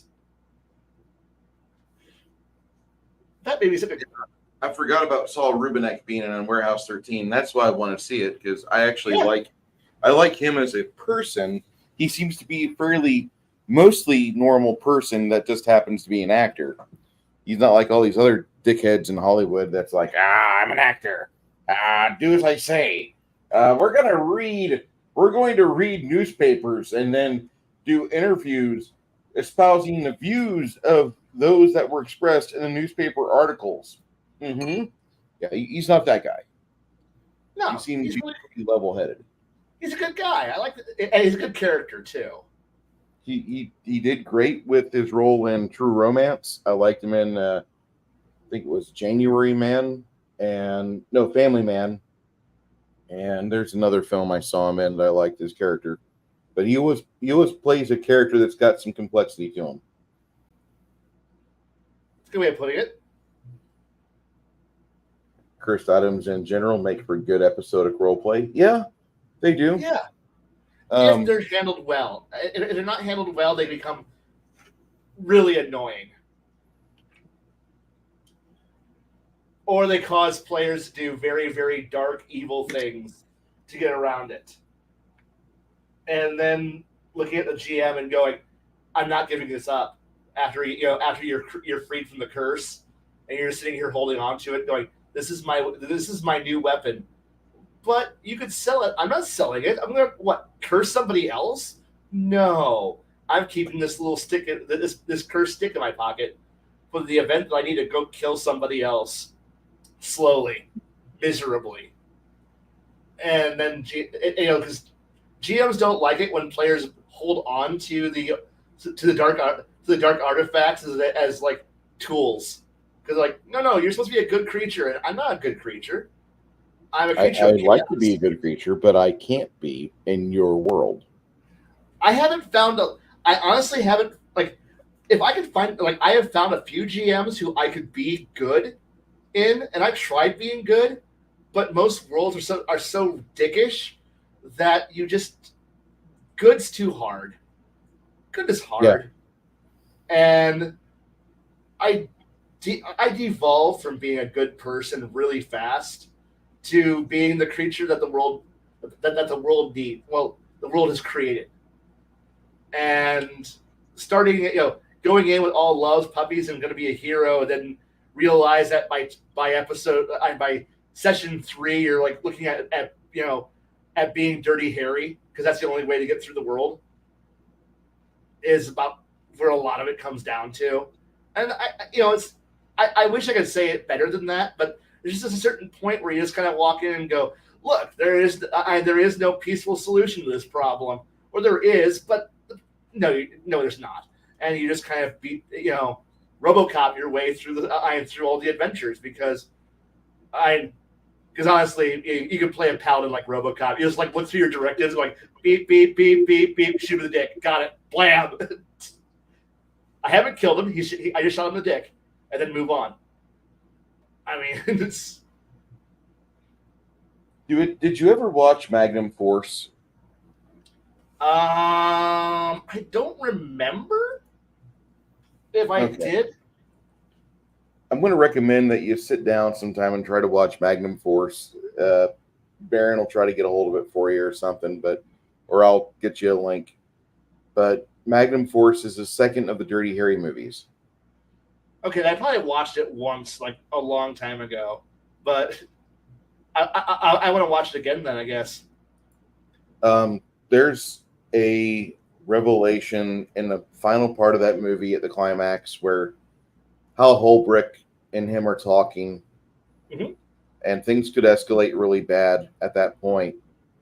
But Clint Eastwood goes full Batman. Before Batman was in common vernacular and thought of as an adult property, we had Dirty Harry that basically did the proper vigilante mindset behind a badge. And it's a really good film. It's actually patterned off of, it was inspired by the cop killings and motorcycle gangs that cops were doing down in Brazil at the time in the early 70s and late 60s. And so he just kind of modernized it for 73. A couple years later, made it, San Francisco-fied. And then they managed to have some really interesting scenery to film on. But that movie has one of the best revelations of how Dirty Harry gets from point A to point B in his day. And anybody who plays a quote-unquote good character in a D&D game probably would get a lot out of Magnum Force, because it's a really enjoyable film. But the final monologue by Dirty Harry to Hal Holbrook is fantastic. It's really good, guys. I'm trying not to, but it's all the Dirty Harry films are worth a watch. I think Magnum Force kind of explains things out better for the players and better for the viewer because it's the second of the Dirty Harry movies, of which there are 5 wonderful, glorious Dirty Harry films. All right. Nope. Sorry. I will have to watch it again. So I haven't watched them in a very long time because they were one of those movies that I watched when I was like young, but never got around to watching them again when I'm older. So See, I don't know. I wouldn't want to have a kid watch them. I really don't. unfortunately, I grew up as a youngin watching movies like Predator, RoboCop, Dirty Harry, and Taxi Cab as movies as I'm young and watching these movies. So I'm fucked up. Taxi Driver is not a film for an 8-year-old. Yeah. But I will definitely have said they're definitely in in the family movie collection. So I'm not saying how dare you, but I am saying that like that's not a movie I would watch with a child.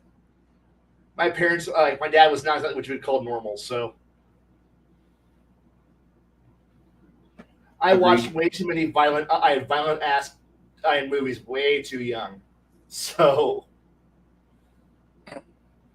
Lady says, I still want Kai to play Hawkeye like medic in my Thrifts Coalition States game. I would happily do that. I just give horrible wisecracks and be deadpan humor the whole time. Yeah, I can do that. Are you fucking hurt again? No, you're not getting any morphine. All right, guys. If you heard that and you smelled Camp Pendleton, or you smelled if you smelled your old active duty base, your FOB, and you heard that just now, go ahead and raise your hand. I've heard enough of you guys talk about it, so Every medic I know, oh my god, they fucking lose their shit. Well, listen, we all went out last night, so I'm ordering you to disperse to divvy up the morphine for the guys because we all got drunk last night. We went up to a strip bar, Corporal. We need everybody at full functioning capacity. I don't have that right now. 2/3 of the platoon is leaning left, and they're getting ready to fall over. I was gonna try to figure out.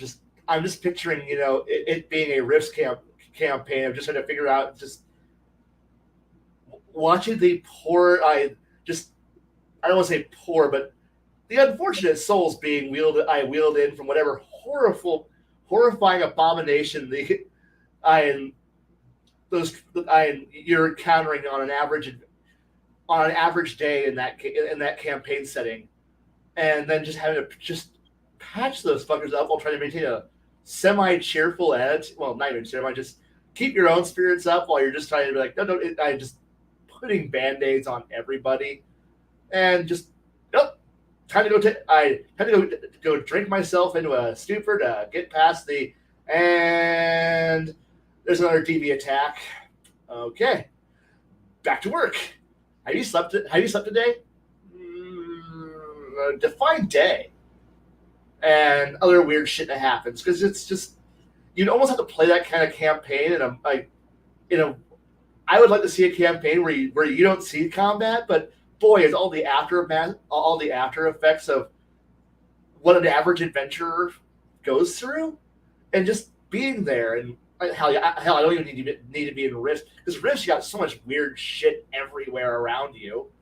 Yes. And it's like magical burns, weird DB attacks, strange shit, a lifted mind flayer crap coming from Atlantis. Oh, got some bugs and some weird ass poisons. Our juicers overdosing again. Let's see. Accidental misfire from some mercenaries and some missile work that's going off here. Oh, somebody's got the wing of a Samus suit that's through his side. Don't worry, we're fine with that. One guy had an unfortunate accident while doing having a motor pool Monday over there on the in the robot shop. Well, he's going to need a new robot arm to replace the arm that that leg joint when it moved decided to tear the fuck off of him. And every other crazy ass weird shit they think is going to happen in that thing, and that's not kind strange magical effects. And Bob here's having some nightmares due to a psychological an encounter with a psychic vampire from the south. Well, crap. Okay, that's going to be a little bit of work, and just try to play at the idea. I was like, do you actually go on an adventure? Oh hell no, I'm level 13 just from fucking doing my job. Just fucking, I'm here, just deal with all your shit all day long. It'd be a fun, weird, it'd be an interesting game. I would like that.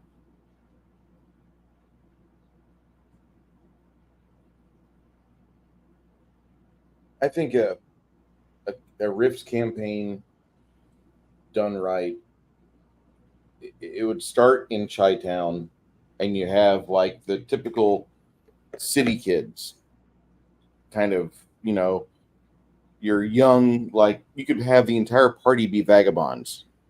Yeah, and then grabbed up. Yeah, they get grabbed up, or there's a thing that goes on after level 2. They're all stuffed into the coalition, and are forced through basic. So anybody who doesn't have a physical strength of 15, after 6 weeks, you get it. And all you really know is that you miss your parents, you miss your life, and your parents are dead because bad, big, nasty thing happened in Coalitionville. We're in the little suburbs where you were at. Yep. And you have a choice. You guys could adventure in Coalitionville as actual peacekeepers trying to keep your town safe, or you could go out to the wilderness and try to keep your town safe. But you're part of the fucking coalition, so you're really not gonna.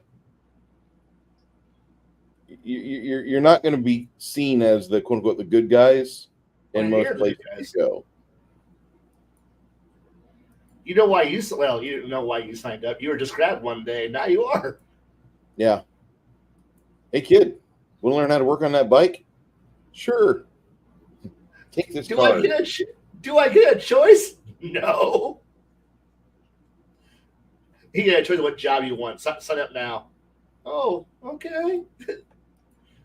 And I would like that. Honestly, that would be a kind of an enjoyable campaign to play through. I would like it. But then again, that would be a different adventure than starting out and get another campaign starting out here in Free Quebec / Tolkien / you're some weirdos on the frontier of the and you're just going to have to survive. And then all of a sudden, out of note, you were having a nice time being some indigenous creatures living out here in the wilderness, loving the fact that you are a tree humping wizard or something. And you're a pet dragon, and then suddenly the bad guys wearing skull armor show up, and now you got to deal with evil big bad guys who've got tanks that have skulls on the front of them, and which is the usual. Yeah, I love the iconography of the coalition. I really do. They go hard into their death motif. Hey, Flady, take it easy, and hopefully we'll see you. We're still doing movies tomorrow night in Discord, so if you want to swing by, go on ahead. What's the next movie? It is a request from, I believe, 6 Nations, 31 Kings. We're doing Bugsy Malone with Scott Baio and Jodie Foster. Okay. It'll be different. It'll be different.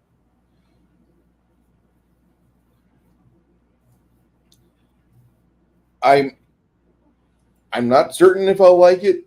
I'm just going to watch it and give it my best shot because, from what I've seen of it so far, it looks kind of hokey. It's like little kids being gangsters. Could be really cool. With the right director, that could be awesome. All right. Well, I've never seen it before, so I can't really give my opinion. So, I hope I don't hate it either. An insert name here says, tree humping. Have you seen the dryads, sir? Sir, those are dimensional beings. You wink at them through the scope on your rifle, and then you squeeze the trigger. The only feeling you feel is recoil.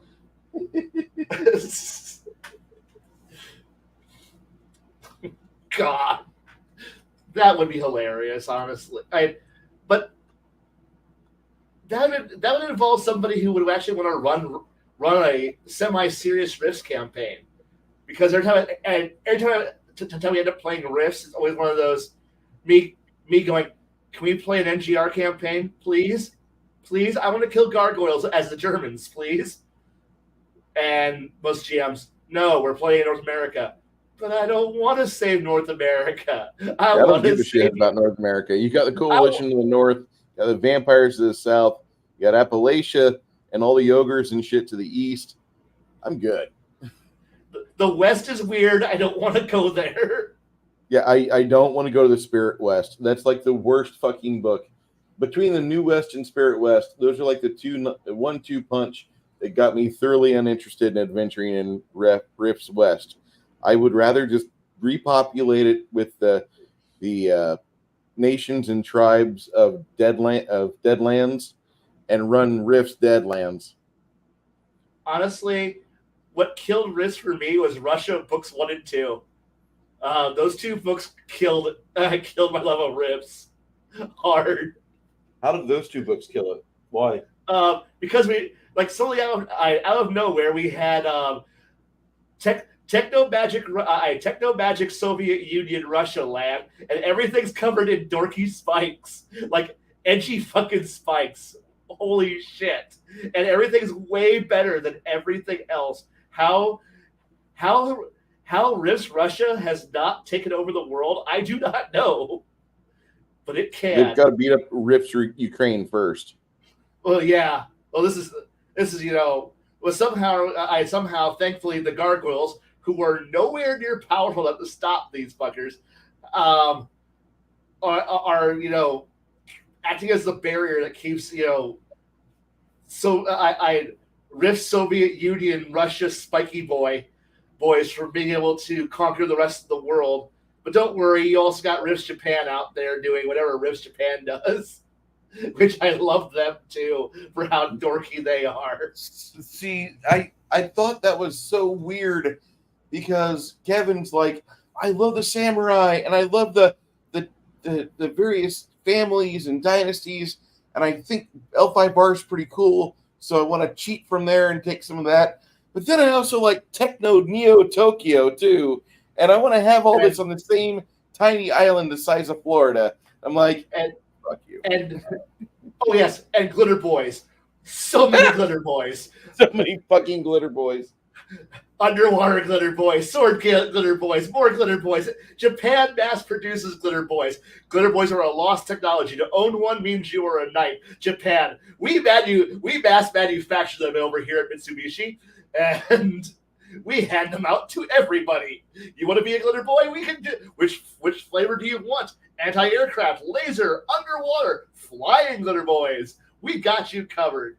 And every once in a while, the pre-Rifts nuclear underwater nuclear U.S. American nuclear submarine aircraft carrier will occasionally surface and go. Hey, we're here to reload up on some underwater flying glitter boys, please. Japan, good to see you. I see you. An American Yankee Gaijin battleship aircraft carrier. Here, have some more glitter boys for your battle carrier and fucking your cybernetic assault dolphins.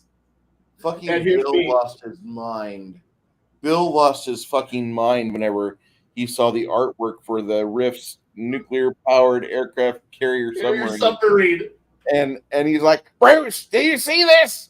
They made a nuclear-powered aircraft carrier Nimitz class, and they closed it up, and they made it sail under the water. If your Captain Nemo doesn't look like Roy Schneider, I don't want to play. I know, but don't worry. You have your cyborg attack dolphins that escort it. And I'm sitting here going, this is the greatest book. Nobody will play. Yeah, I kind of agree with that because I tried floating that to the players, like, want to play Rifts underwater? And they're like, "You were the Navy, right?" "Uh-huh." "What do you think of the ocean?" And I was too stupid at the time, and I'm still kind of a dumb guy. I'm just going to say that aloud. But I was like, "Well, I really don't like the ocean. Like, you can take me to the beach. I'm not getting in the water." "Bruce, why are you not getting in the water?" "Because there's bigger fucking things in there than I am. I don't like Uh-huh. octopus. I don't like tiger shark, and I sure shit don't love Jaws. So no." No.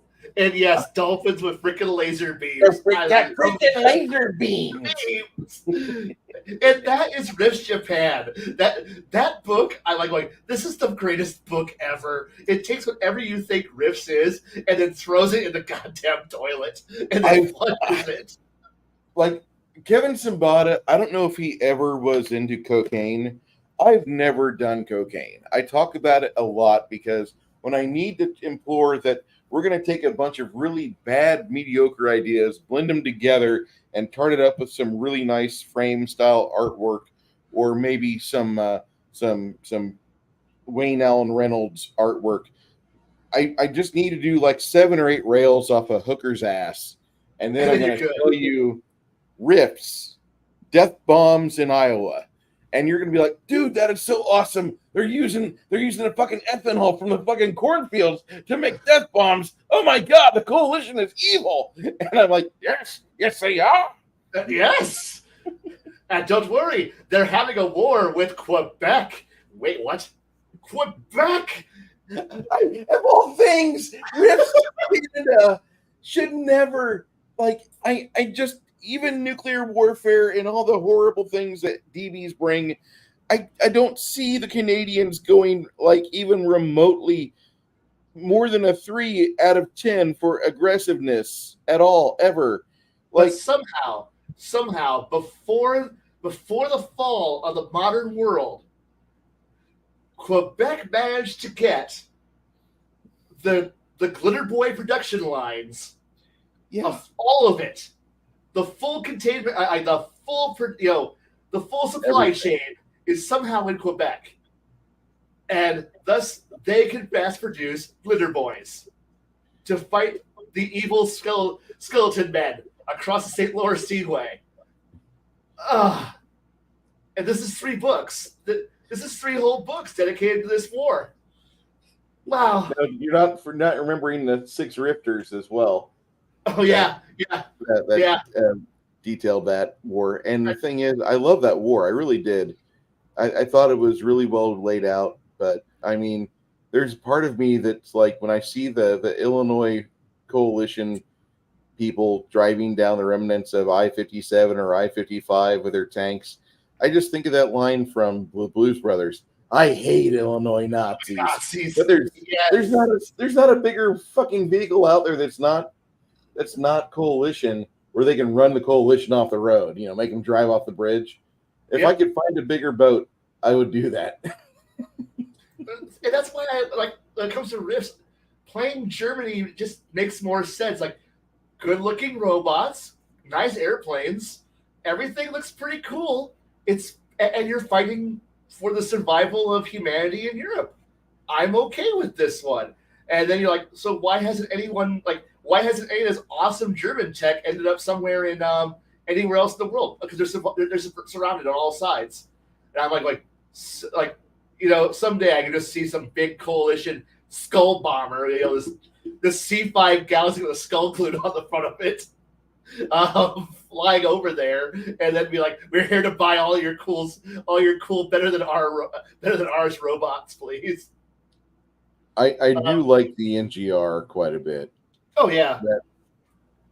But boy, whenever I mention Rifts, like the few players I have who date back to the 90s when we played Rifts a lot, and they're always like, "I want to be a Samus pilot. I want to be a Samus pilot." I'm like, "Okay." I'm like, "All right." And he's like, "Yeah, I don't care." It's like, you gotta be part of the coalition, right? And he's like, "I don't care. It's worth it. I will definitely I will play a cyborg who's wearing this and then wrap myself in multiple layers of death armor, so that way I can fly that armor. I can fly that suit." And I'm like, "Holy crap!" So All right. if you can convince him to play part of RIF's Quebec or Coalition States Quebec before the war, when the war starts, they can shoot people down and go, "Oh, I'm so sorry. Oh, I'm so sorry. Oh, I'm so Sorry. Hey, pardon me, man. Pardon me coming through. And it was like the problem here is that okay, so I got one person who's like, I'm ready to play some riffs. I'm like, all right, the rest of you, would you want to play some? Do you want to play some guys who shoot some skull boys? And they're like, and I'm like, hey, yeah. And then I start talking about the setting of the coalition, and then they're like, is there anything else? And I start describing Germans, and then it eventually always devolves down to dolphins with laser beams, and I'm going, this setting is dumb. Just don't worry about it. Don't think too hard. I wish you had watched the entirety of the Galaxy Rangers, and if you have a key to the special server, you can watch the Galaxy Rangers cartoon in its entirety. It's a really good cartoon. It's got Jerry Orbach in the lead role. Yeah, I know. Right. Jerry Orbach. Yeah, that guy.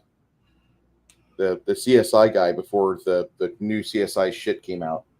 But it's a really good cartoon, and fucking one of the augmented humans is got the ability to communicate with the dolphins. They cart around with them on the spaceship, and the dolphins are pretty badass.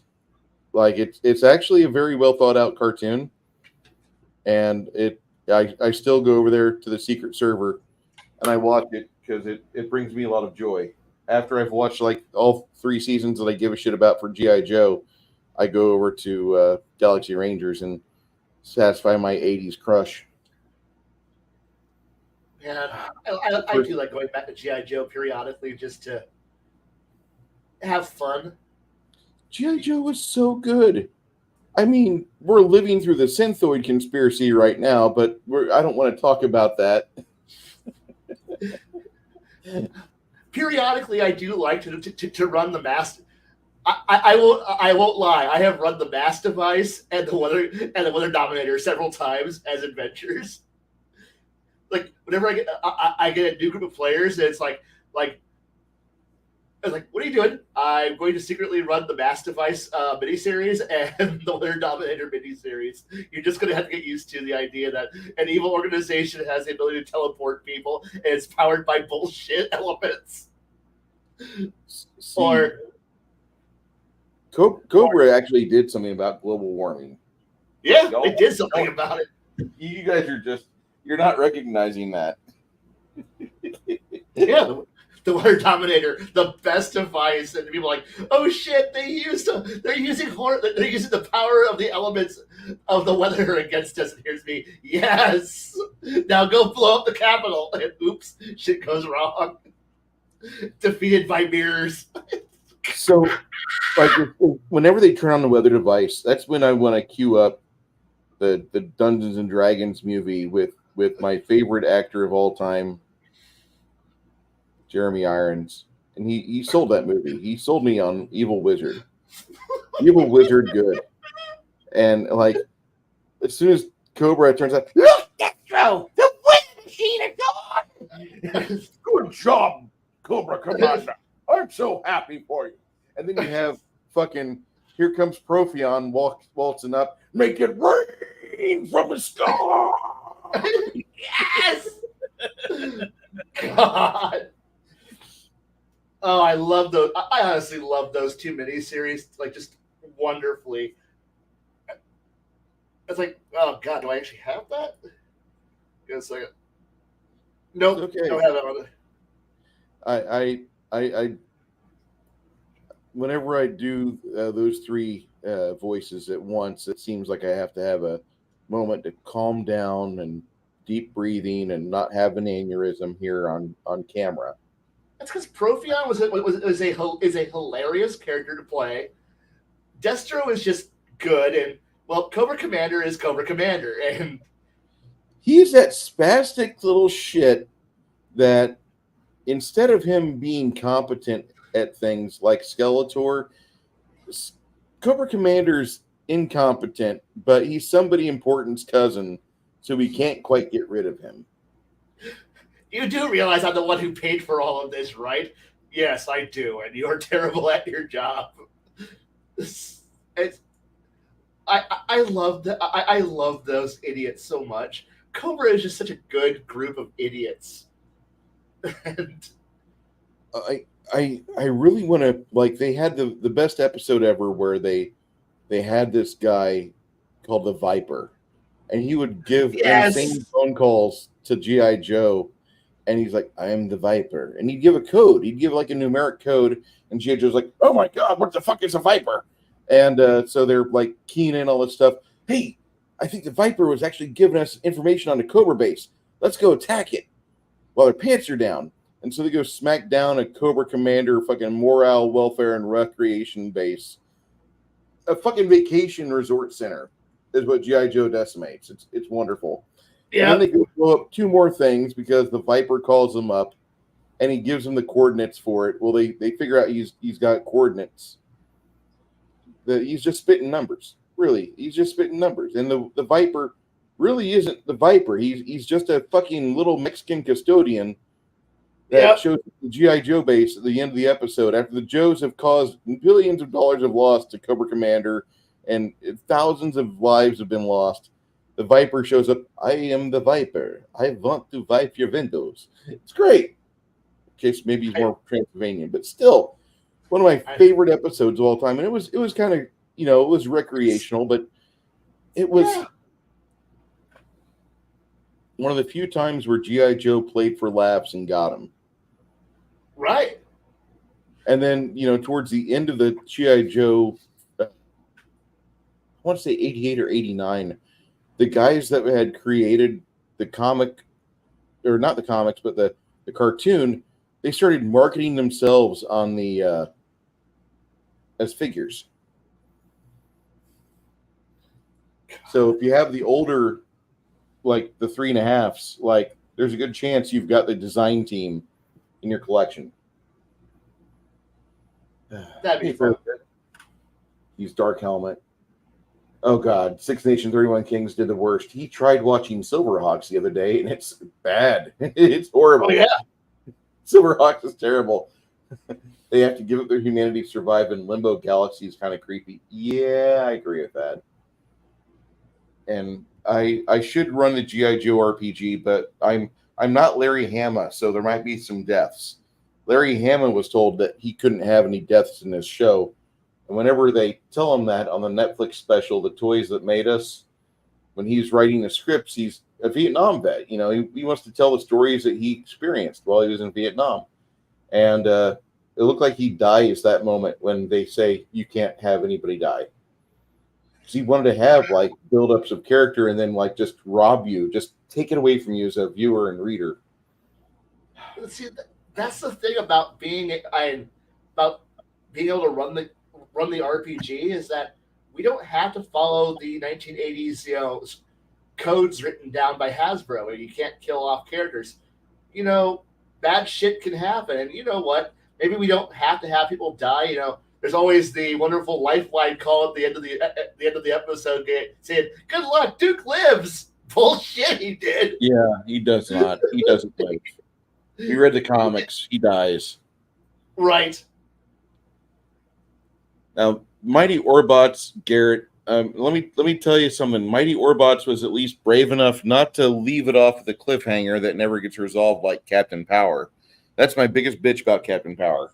Mighty Orbots knew they were getting canceled after like 13 or 20 episodes, and so they wrote the ending episode, and they finally, you finally have a storyline, a toy line that kills the big bad. And at the very final episode of Mighty Orbots, they actually do that. And they go kill the big bad. I've never seen that since then in a Saturday morning cartoon. And that was in 87 or 89. Can't remember. But that was pretty impressive. I'm not familiar with the G.I. Joe RPG from Renegade Games. Renegade Games seems a little woke, so I'm probably not going to give them a lot of huzzah. I could probably just run Recon from Palladium and do a really good GI Joe off that. Find some bastardized thing. I own the Renegade Games GI Joe game, and it's pretty good. So I've heard it's that playable. it's good. I just don't like them being woke. I don't. Yeah. Pirates of Dark Water. Good luck finding anything about that to run it. There's actually some stuff. I think there was nudity in the Thundercat pilot episode. Cheetah. Yeah, all their costumes weren't worn. And that's all it is. It's their same models, just with the clothing removed. That's about all it is. And then they land on the planet and get their clothing. Woo! Which is just paid on spandex. Yay! Exo Squad, Gigan, Macross. Yeah, I think they got rid of their big bad too, but that wasn't a Saturday morning cartoon here. Exo Squad was fun though. That was a really good show, actually. Yeah. That one had no problems killing off vast swaths of the cast periodically. No. A second season consisting of just 8 episodes aired in syndication for Pirates of Dark Water from 92 to 93.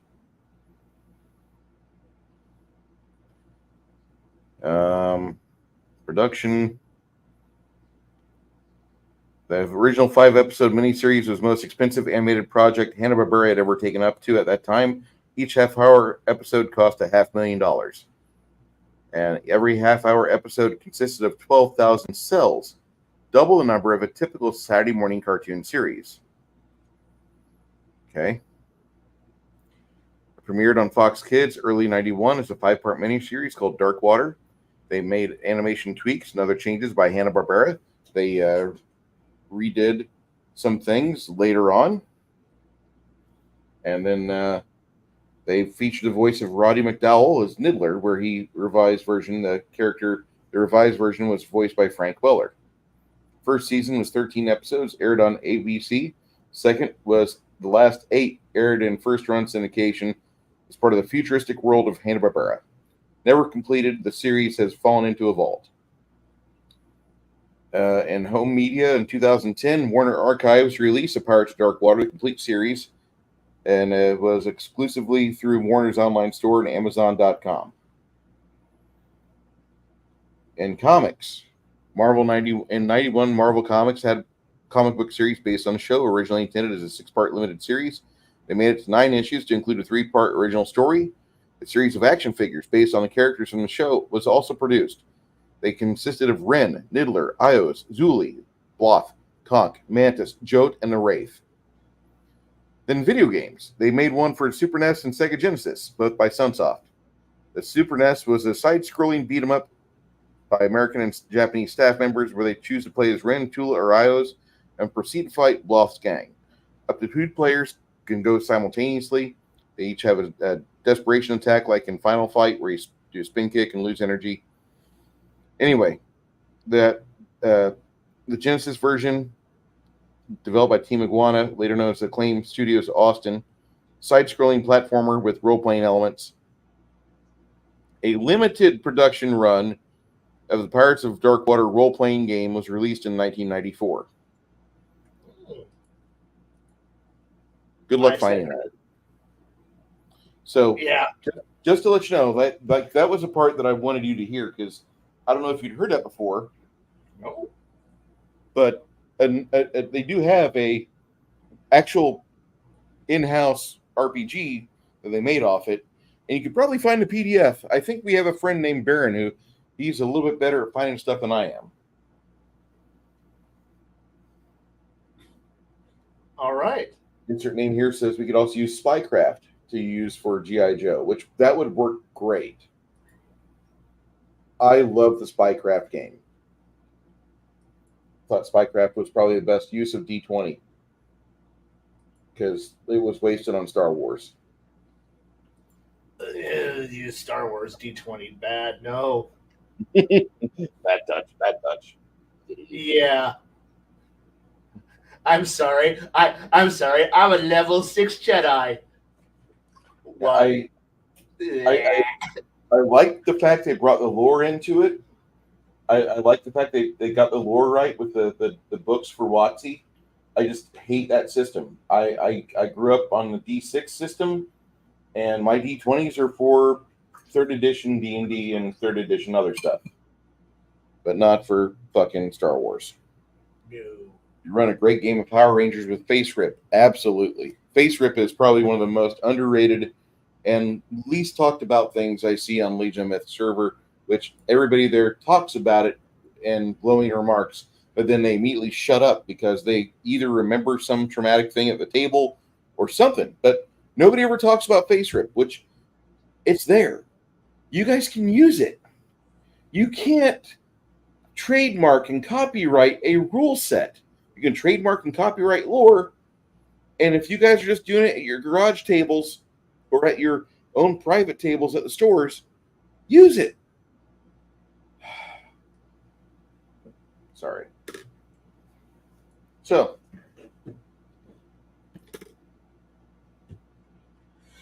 Whew. How do I um, follow up with that? I know.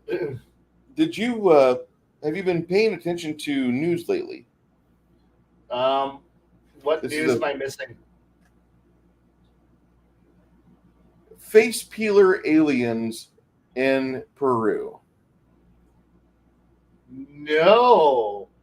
And now I kind of want to find out more about this.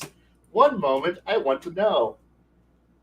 There's videos of it. It's kind of blurry. They're shot with fucking like Hawaii. Hawaii is, I think, the name of the cheap China phone. That's the Android phone over there in China that's marketed to South America because apparently America can't market shit. But there's aliens in South America, and they've been attacking a village. Village name is San Antonio, of all things. The last thing got documented that I read about yesterday was a 15-year-old girl had lacerations. The videos I saw with her on it, some were blurry, some were not. But in the non-blurry videos I saw off of BitChute and Rumble, she did not look like she was actually able to be cognizant.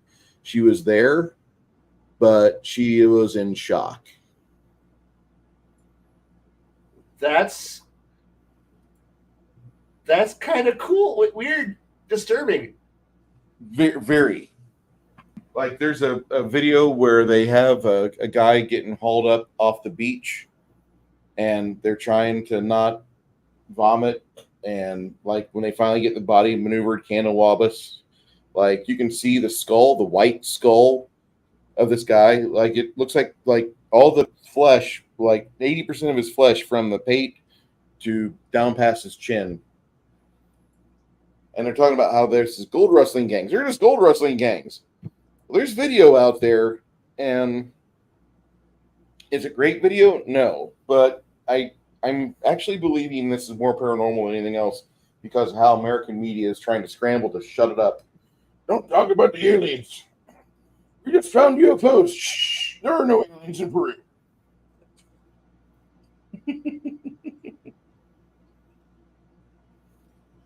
Shut up. Shut up, ad blocker. I got ad blocker. I'm not turning it off. Fuck you. They've got these discs on their feet that they use to levitate around with. And there's another video on BitChute that shows the Las Vegas UFO site from 2 months ago where there was a aliens in the backyard. And on the mainstream media, the cops go in the backyard, the cameras cut off. On this video, the cameras stay on, but the cameras get more and more pixelated. I don't know if it's like radiation from whatever's going on back there, but like you can see something ducking around by the Yale forklift that's in the backyard. It's not a grassy backyard. It's an industrial spot where you go get your heavy equipment worked on. So they don't have a lot of grass available down by past the trees, but like that's 70, 80 feet away from the house. But up against the house, you have this big parcel of like rock and concrete to fix shit. It just looked weird. Yeah. I don't think regular cartels take all the meat on the skulls. I don't see that. I know cartels are evil. I've seen the bodies hanging from the bridge in Laredo. That was my welcome to Laredo in 2012. That was how Bruce got a visit from my president of fracking for C&J. Hey Bruce, listen, how do you like Laredo? Saw some shit driving into work today. Yeah. I want to talk to you about that. You only leave us a hotel when everybody else is at the door. Everybody else is to come to your door and pick you up. You are white and you have no Hispanic in you. All these other guys are from the neighborhood. They're pretty cool. They work for us and they are all on the impression that you're pretty decent too. Do me a big favor, don't get kidnapped. And here's some beer money for the lounge downstairs. But you can't leave the hotel. Fuck.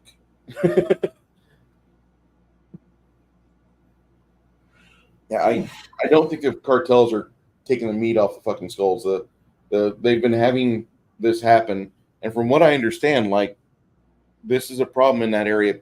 Paranormal runs pretty rampant down there.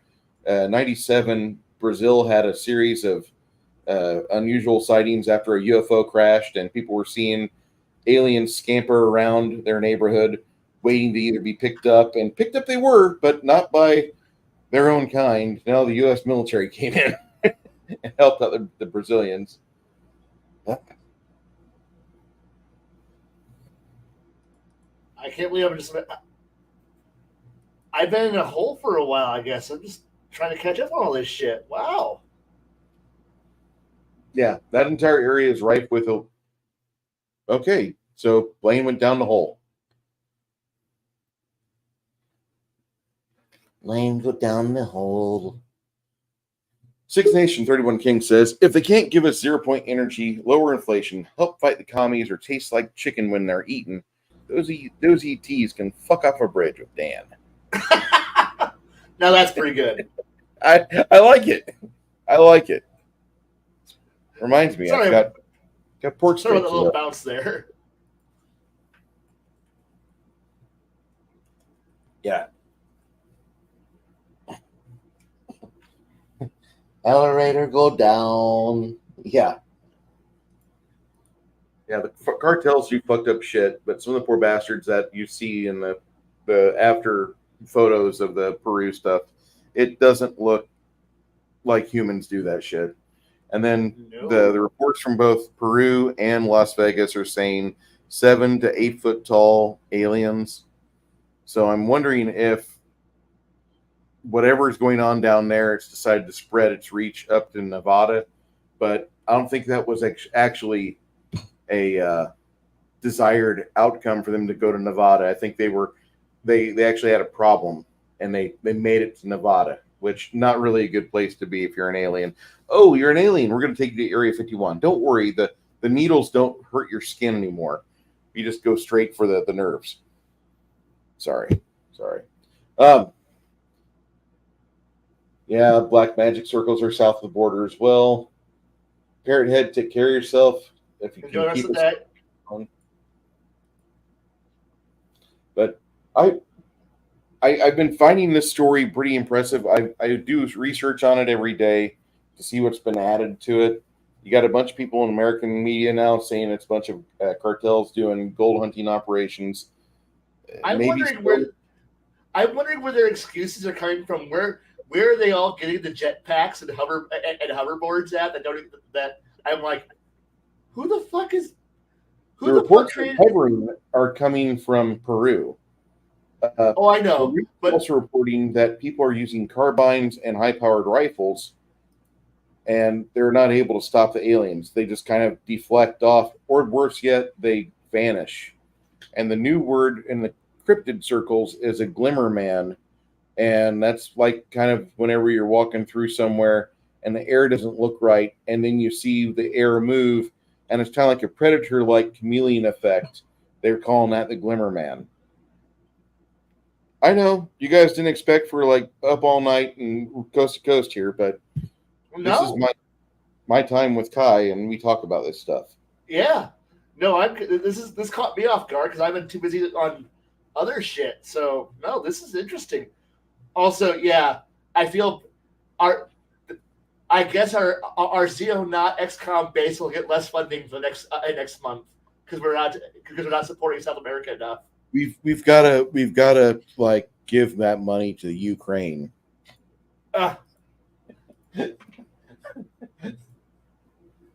good for us. Glasses of water. They didn't watch signs. Oh yeah. I mean, Similarly- Xenonauts 2 just came out, and it's kind of not that great, but hey, it's still good. And What came out? Xenonauts 2, which is just pretty much XCOM. It doesn't suck. You know, I want to play that. I want to play that in the first one, but it looks a lot like the original XCOM. It is pretty much original XCOM, Okay. but you get much bigger squads, and the death count and your death toll upon your troopers is way higher. But nah, I like watching other people play it. I just don't want to play it. And at least Xenonauts 2 doesn't have XCOM 2's the current XCOM game's problem of 98% chance of success. You automatically fail. Save Scum still auto fail because it's all working off of its own key. It predetermines how you're going to act the rest of the entire game, and there's no altering it, so you can't save Scum, which is crap. I absolutely hate that. I save before I do my rolls, and then I do my action. I do that with every character. So like I've got over 2 kilobytes of save files after I play like half the campaign, and I got to go through there and police it, delete shit. But you know, I fucking hate that. Like if I find out that like, oh well, Tommy was going to miss no matter what. Well, fuck. I know. I did not. I got 100% chance of success. There's an alien right here, and all I got to do is tap him with a baton. I miss. How did that happen? I walked up to them. I literally put the muzzle of my pistol against his forehead, pull the trigger, miss. What? Say Scum, miss. Game's already predetermined before you even roll that you're going to miss because that's what it says. And I'm like, this game's crap. Fuck this. Walk away. But then you get to go play Xenonauts, and it's like, yay, it's original XCOM all over again.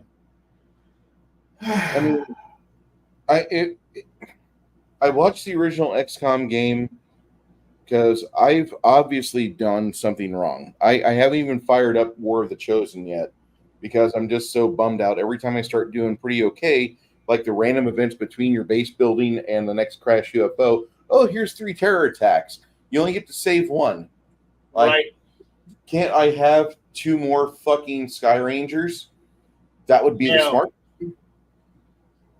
And it's just like they don't give you the chance to fix all 3 spots because then you would win that war.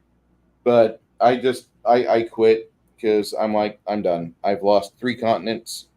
I'm out. Yep. David Politis also used to have the best Bigfoot website on the internet. Yeah, Missing 411 to Hunted is pretty impressive. The Missing 411 stuff is really good because David Politis does such an amount of research and then delivery of that research to you that you feel like you're getting an honest man who is driven to find answers. And that's what I like about David Politis. The Missing 411 project he does is just above and beyond, probably the best situation that we have for people that are normal to listen about like all these missing people. And then if you take the map of all the missing people and you overlay that with a map of Bigfoot sightings, then they start kind of freaking out a little bit. And that's in some of the Missing 411 stuff too, where he's talking about that. He used to have the best, it might still be the best. He had the best fucking Bigfoot website on the internet. He used to have that. And I think things have been changed a bit. He might have sold it to somebody else, but that was his thing before he did Missing 411. And as he's kept doing more and more Bigfoot studies, he kept finding more missing person stories. And he thought he could at least bring closure to people about the missing person stuff.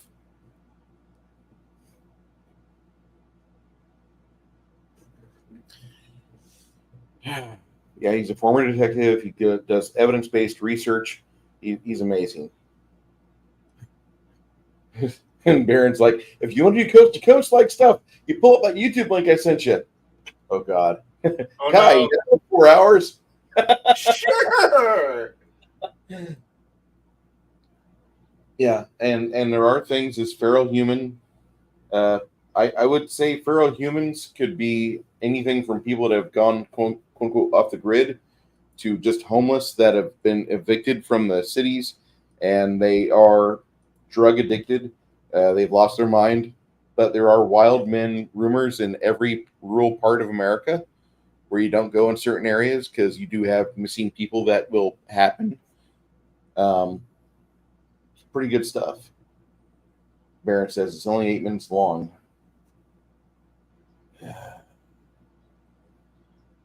Why don't we do that next time at the 90-minute mark? Because if we do an 8-minute video, I'm fearful it will take us 3 hours to get through it. And what Kai? I'm not Max. I don't have to go have my finger on the pause button. I pause. No. There's something wrong with the way that he said I. Anyway, I'm gonna write about this for 10 minutes. Now I'm gonna unpause it. I had a good pause. No, good is a bad thing. You can't have good. This is miserable. No. Everyone, why is good wrong? I like John, I really do, but his character Max, I'm not a big fan of because Great guy. he goes into McNeil Lair hour. No, you're wrong. And I'm like, God, I liked last night. I liked talking about all the good things I'm saying, but boy, it was a reaction video. I'm like, oh, good. It's Shadiversary light. Good. And then I just kind of like put my head in, look, and go, nope, I'm out. Goodbye. And no, I'm not that. I'll be like, that was cool as fuck, or that was cool, or whatever. Because usually it's a good video. It's gonna be one of those 8 minutes of cool, watch it, and then tune it out. We could watch it and then discuss it next time we do this That show. sounds good. That sounds safe. Yeah, because I don't want to get. I had to fight for the channel because they were trying to tell me that I had violated something with YouTube copyright, blah, blah, blah, blah. When Really? I showed off, yeah. And I'm like, this tied in directly to my topic of the night. And you guys don't understand fair use. And then finally, like, they gave up. I don't even think the people owned the fucking video for Hawk the Slayer. I think they were just wanting to fuck with Bruce Knight. Probably. Oh my God, he's got a video up. Let me go after him. Don't worry. If you're 2 hours late, don't worry. You can always go back and watch it. I watch it on the rewind. Yeah, and David, we do talk about we do talk about, but not very much, the first 6 minutes about Dungeons and Delvers as Kai is reviewing it and going through it all because he will want to speak with you about this. Oh, I know. We've been emailing. It's been fun. It's good. But I need to read more before I give my before I actually sound like I'm intelligent, and I don't want to just go. I've only read and comprehend approximately 1/3 of this, so I'm going to make some bad assumptions. And no, I don't want to just go out there and say I have not read this. I have not read the books, and so therefore I give my very comprehensive opinion on why I don't like something I've not read yet. No. What was gay, Six Nations? What did I do?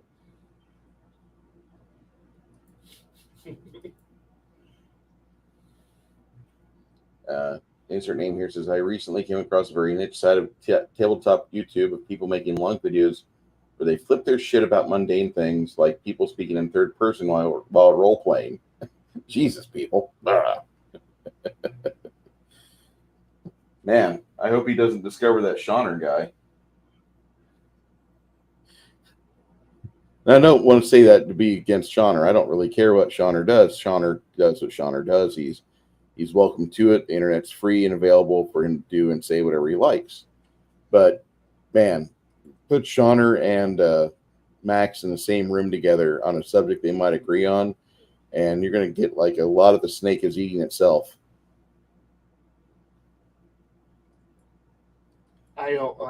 I don't know because I've never watched one of those two people's videos that was mentioned.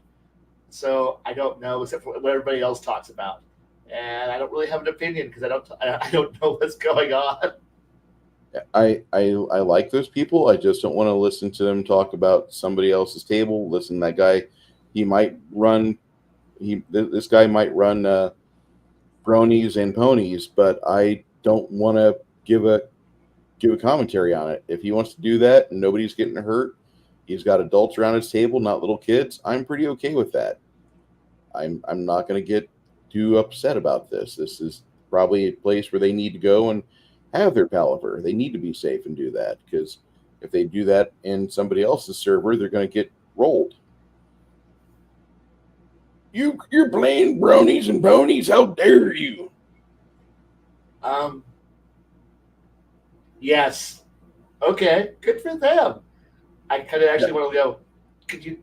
I've had the misfortune. Well, not misfortune, but used to carpool with a guy who was one who would tell me about all the adventures and campaigns they're playing on every campaign. I'd just be like, "That's cool," and just listen to them talk for the 40-minute drive out to the game each week. And I'm just sitting here going, "I have no idea what's going on, but you're obviously having fun.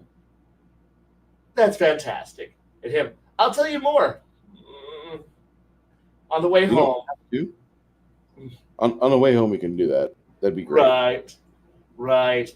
But I will be focusing on the road. You'll be talking, and I will have my mind off on a different direction, thinking about the game I just played. But not this one. Thank you.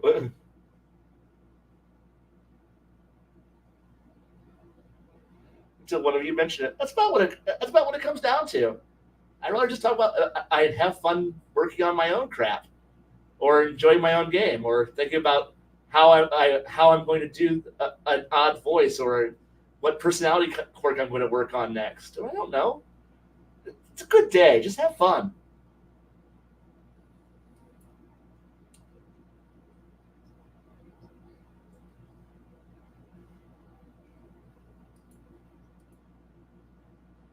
I think I'm going to move it in the last 10 minutes. I received something.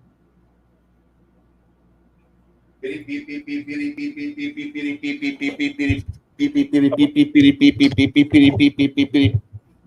is a sounder. We've received something. Oh no! Yeah. Run it through the. Oh god! And StreamYard's just got me a little thing. Before you share this, make sure there's no nudity involved. Yeah, thanks. The other night, me and Janet were I was streaming Paint and Chill, and of all things, I get a guy that comes in. Hey, can I have a link? I think it's somebody I know, and he comes in. And it's not that person I know, and he's showing some sort of prawn video. So I had to say, "Well, you're banned." The world of Myrrh. The Pirates of Dark Water is filled with elements of classic myth that give it a universal appeal. This is going to be great. I appreciate you, Baron G-Rock.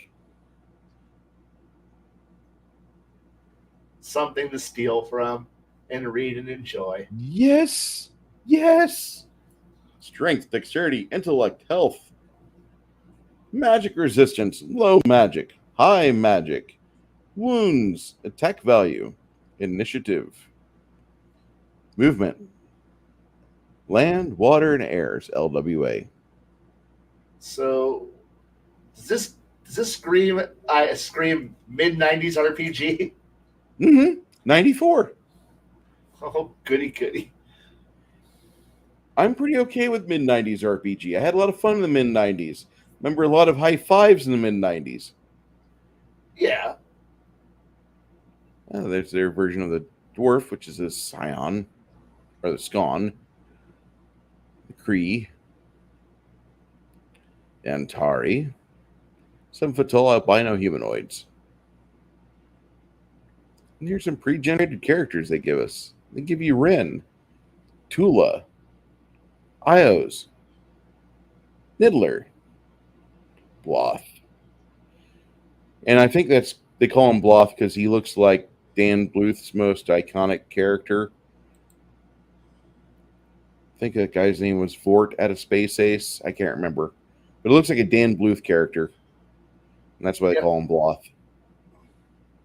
Not Dan Bluth himself, but Mantis, Zuli, Conk, Jote. Skills, a d20 is rolled with any result equal or lower to the character skill level, being a success. So to roll under d20. Oh, fantastic. okay. This is a game that maybe Jade could play.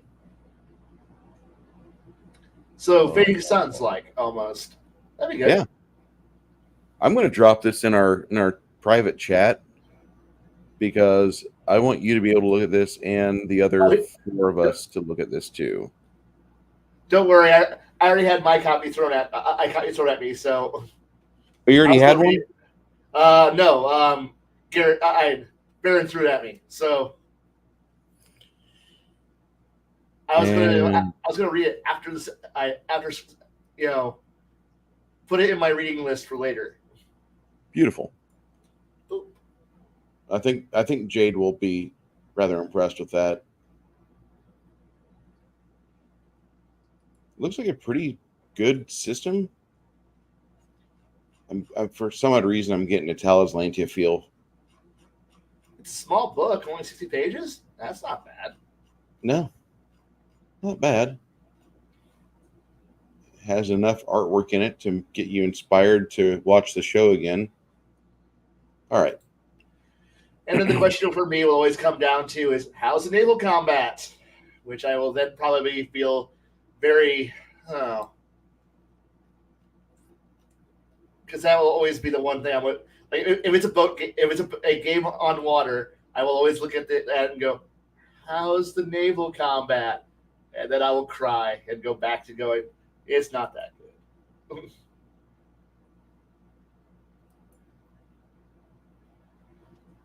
And I will admit that I have, like, that's the one thing I look forward to is big ships. I want to, like, how hard is it to crash them, sink them, wreck them, fight them, move them, and then fix them afterwards if those things aren't covered. Oh, and modification. Got to be able to modify them too, because got to tailor the ship to the party and to how the adventures proceed. And I know a lot of games don't do that very well. Again, we'll come back to, I will point towards the wreck that is D20 and their mighty warship, which the picture is always a galleon. Not a galleon, just a good old-fashioned galley. Many rowers, and the great and powerful 1-2 siege weapons on it. Yes, that screams warship. Yep.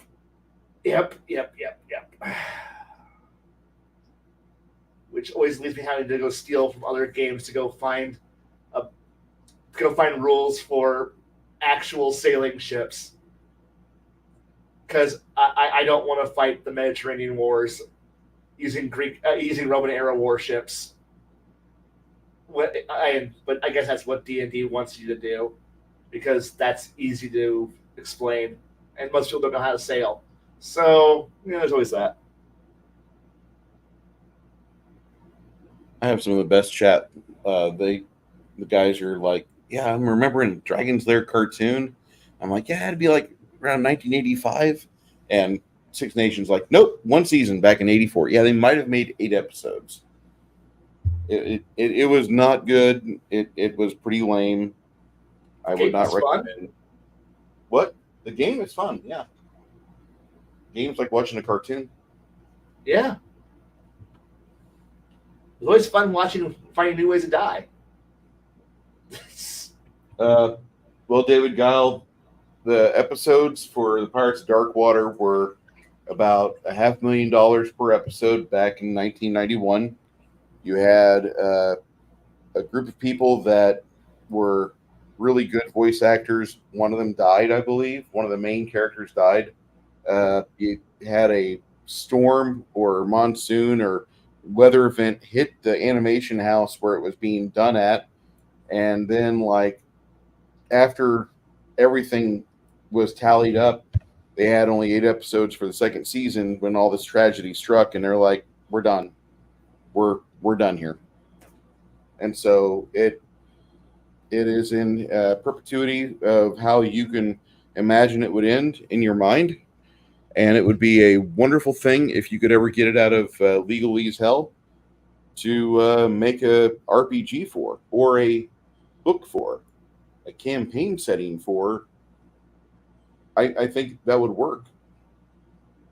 And I've mentioned it before. I think Darkwater would be one of the best places, one of the best IPs to use and say we're going to use this as the basis for it, because we have these 20 episodes or 21 episodes which we can use as source material for the lore, for the book, for the campaign setting, and then go from there. And you have to ask them really nice.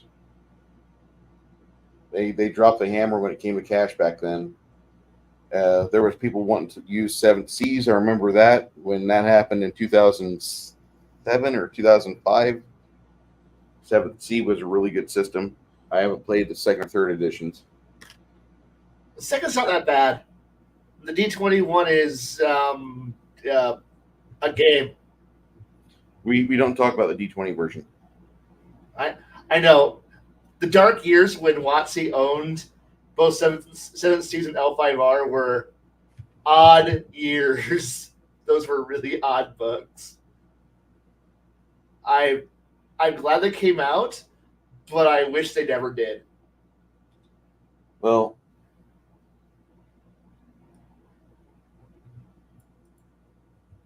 I think the D20 license is what really led us to this path today. I really think that's why we are here, and it's why so many people have a hard time breaking up with Wizards of the Coast, because, oh, well, they've got the OGL. We can't get away from that. We love the OGL.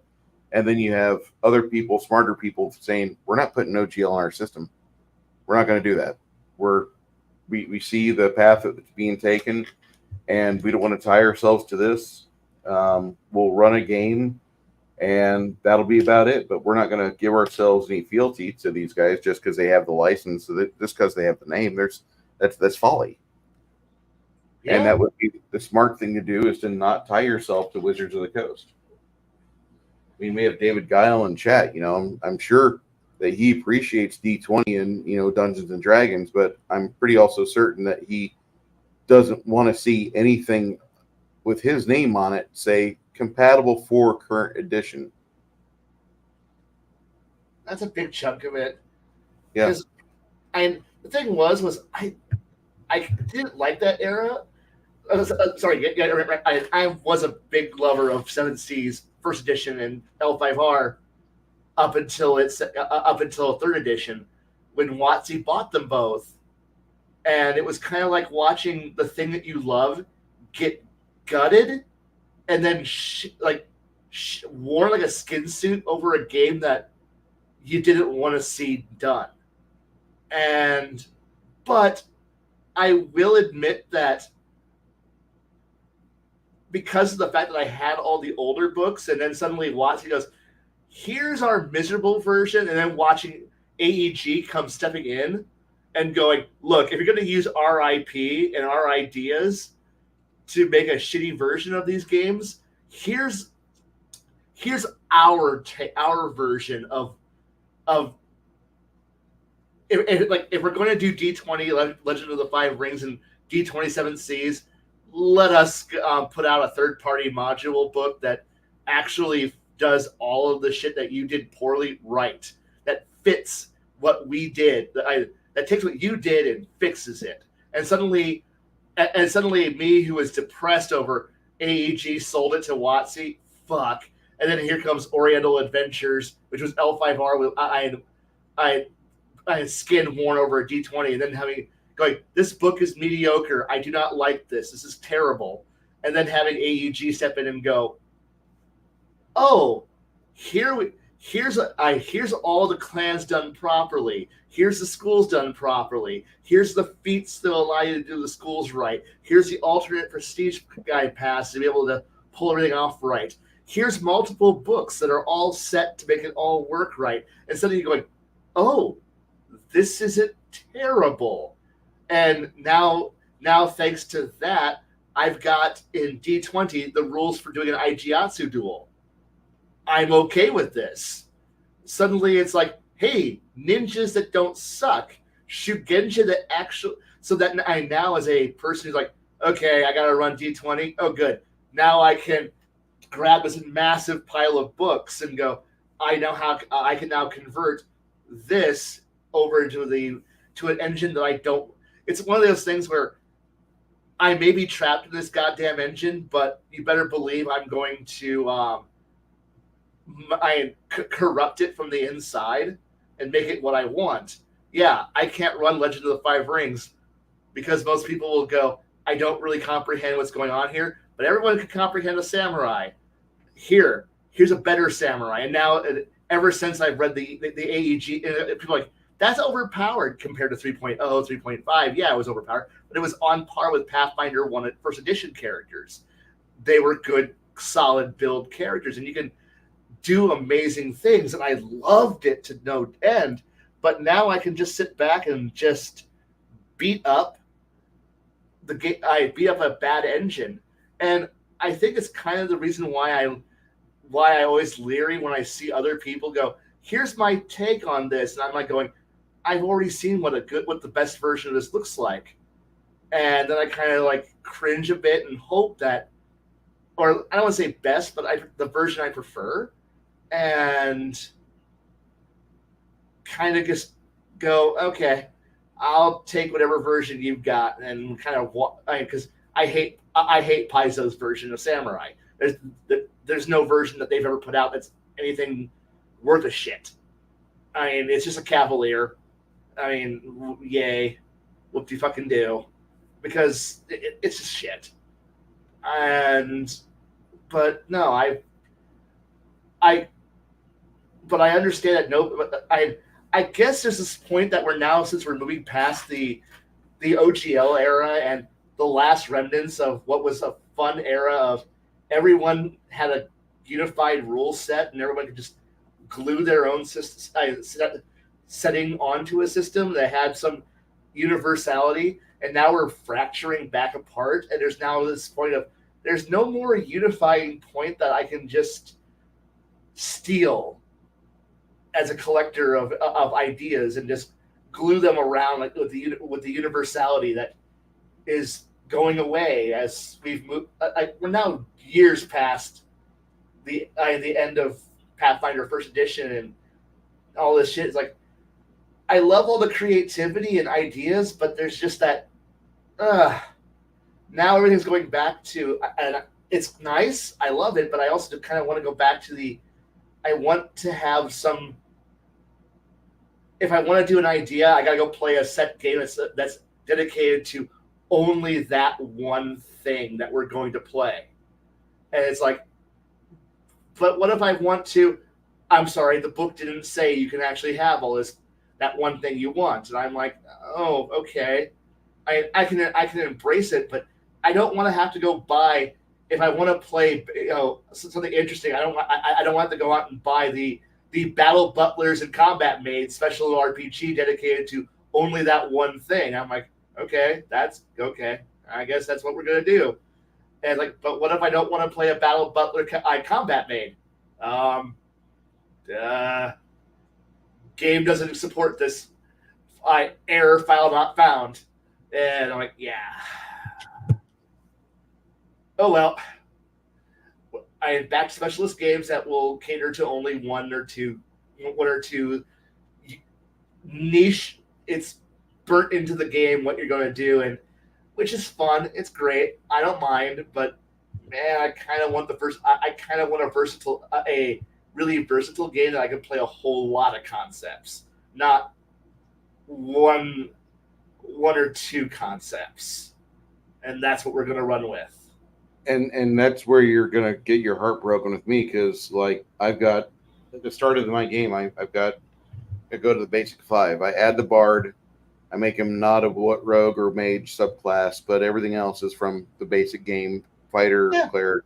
You know, you have those 5 to start off with, and then as you level up, like you get talents, and you just build your character according to said talents, and eventually. The desire is that there may be quote unquote overlap, but it's not super overlap. Like if you want a cleric, you got to start on the divine path. And if you want a paladin, you got to start on a divine path. But if you want a monk, you've got to start on a thief path or the rogue, the skilled path. But if you are into magic, well, there's arcane. And if you like the idea of curing people, there's cleric. And then you've got the martial class, which the fighter, barbarian, and ranger. And those are 3 things you can kind of prestige out of. And then there's further prestiges from there. But I don't like the idea of having a character like I'm a level 1 paladin and I have 14 different supernatural abilities that you have to deal with as a DM. Yeah. No, I'm good. I think what I'm more looking at, the idea is that I want to start somewhere and then know that depending on how the game progresses, I can alter and change my course of direction and path based on what's happening in the game, and work and still be able to have fun and play. Like I don't want to be locked into a set course of action where you only have, because that's one thing I hate about 5th is always comes down to your only meaningful choice you have in the entire game really happens at 3rd level when you choose the paths you're going to take for the rest of the game. And once you hit that one gate, you make your choice. Everything else is you have minor choices, but your choice has been made. You're riding that bitch to 20. And I like that. And for me, I don't want to have one choice. I want to have a lot of I want my choices to be multiple and plentiful, so that way I can continue to work. I like if my only choice is 3rd level. After 3rd, I'm on cruise control for the rest of the game. I mean, my path has been set. I'm just at this point experiencing the story. My character doesn't really matter anymore. Like I might as well just have it written out on what I do at certain points, and I just come down to application of what I do. Like I have no meaningful choices. And the thing is that I don't like a game like that, and I kind of want to stay away from that. And I think mainly the talents, which were essentially feats. Yeah. But there's a lot of third-party books out there, the talented wizard, the talented rogue, the talented bard. And those are some pretty good ideas. And I'm just going to, like I said, copy and paste. I want to take those ideas and take ideas out of Ultimate Combat and Complete Arcane and all these other books I've got. And I've got it. The classes is going to be like the basic version. I can't get wild. I can only do up to three. I can only do up to 5 levels. So Right. The 5th level should cover the basic class plus a couple levels of your specialization per se. But if you are wanting to become a fighter and later on, like go for a round or 2 of exhausting rage, you can. You're not a barbarian. You're not really good at that. You're a versatile. Your strength is in your versatility, and, right? And that's kind of the thing I like. I want to be more focused with, and I like the idea of, we're not capping it at 20 levels. We want to not have it cap at 20 levels. I want to have it to where if you want to play extra high level shit and die a lot, like in your AARPGs on your computer or PlayStation. If you want to play like a super badass on RuneQuest, go after the artifacts and end up dying 13, 14, 17 times, yeah, go ahead. Yeah. I hate level dips, and I like. The thing is, I don't really want to see. The thing is, I don't really want I'm not a big fan of level dipping either. But the thing here is, I want a lot of options within a class. Yes. And when I say like the last good choice that you make in 5th is simply you hit 3rd and say I'm playing a druid right now, and I made the choice of I am a druid of the of the path of the stars. Allows me to like do like I looked at it, like where's my next meaningful choice as a player, and looking through the classes. I guess like outside of picking new spells, I have no meaningful choices. None. Like you have nothing, and then but on the other end of the spectrum is Pathfinder 2, where holy shit, they like I want choice, and then like we offer absolutely no multi-classing. Okay, but we do offer all this other shit and talents and other I want choice, and then Paizo just shoves the fire hose in my mouth and goes, "You really want this?" I heard yes, and then they just open up the valve, and then it blasts you like a bad porno flick across the room, full of choices, and you never have to do multi-class because there's so many optional shit that you can do, and it's just like, and you're just vomiting up choices that Enterprise goes, you want more? I don't know what I want anymore. I heard yes, and then they continue to beat you up the fire hose until you're like sitting here crying in the corner, and then you're just like going, until I hear a no, I don't stop.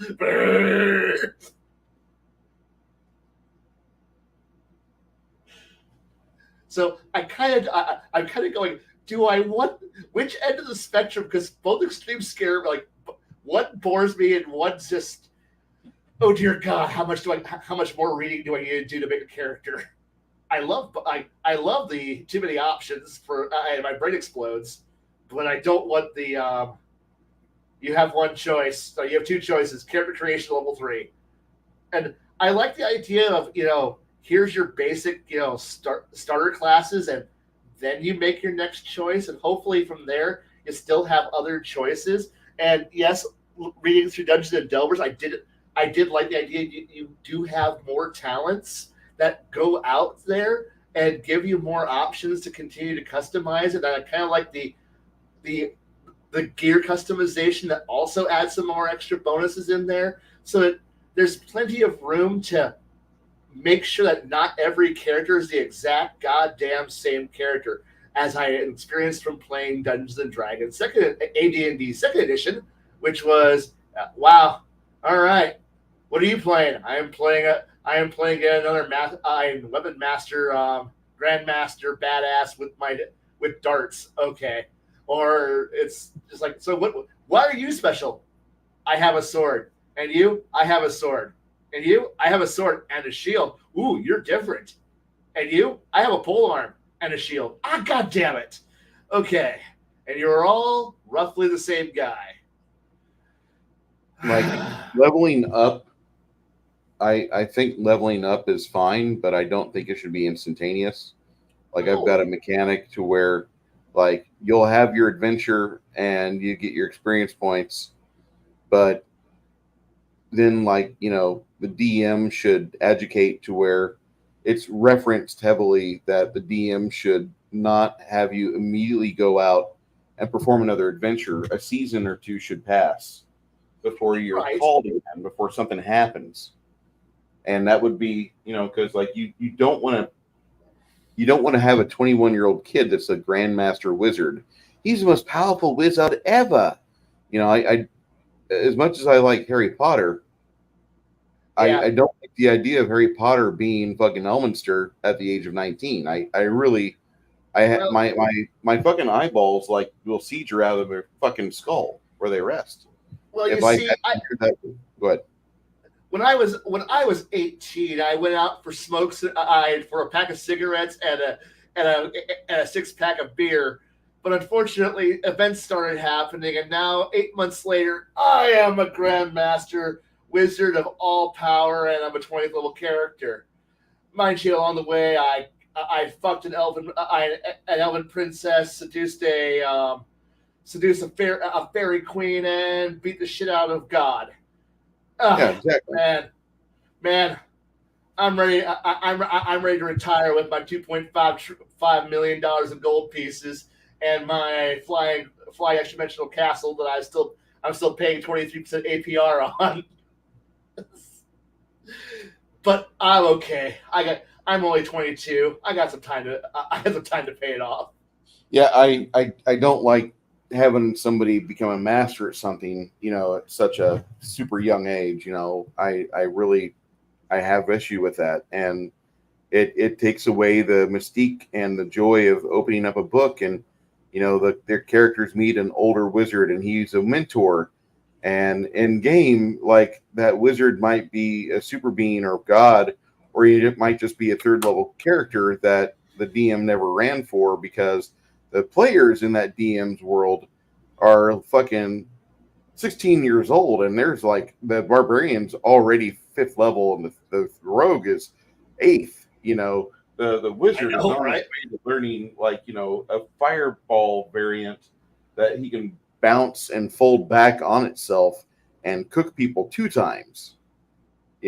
But it's just kind of crazy how We how forget how to pace. yeah, pacing, like, that's recommended heavily. Don't have these adventures bunched up all at once, because then you're going to have a bunch of young kids that they've got the abilities to do stuff, but they will never get the respect in town from mentors. They'll be outranked by generals. They won't be able to make important decisions. They'll still be at the butt end of things. Basically, they'll be good at doing mercenary things, but when they get back to civilization, they will be looked down upon. It's best for them to level up slowly and allow the characters to grow. And I have a chart of things that happen in the off months. So things that you can roll up and say, like, maybe your character decides to invest some time in his skills. And so he'll get an extra skill rank in something over the course of a year.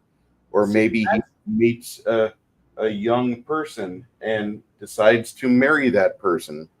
And, it's all these things that life will happen, and it will take your focus off you being Johnny Badass with a two-handed greatsword.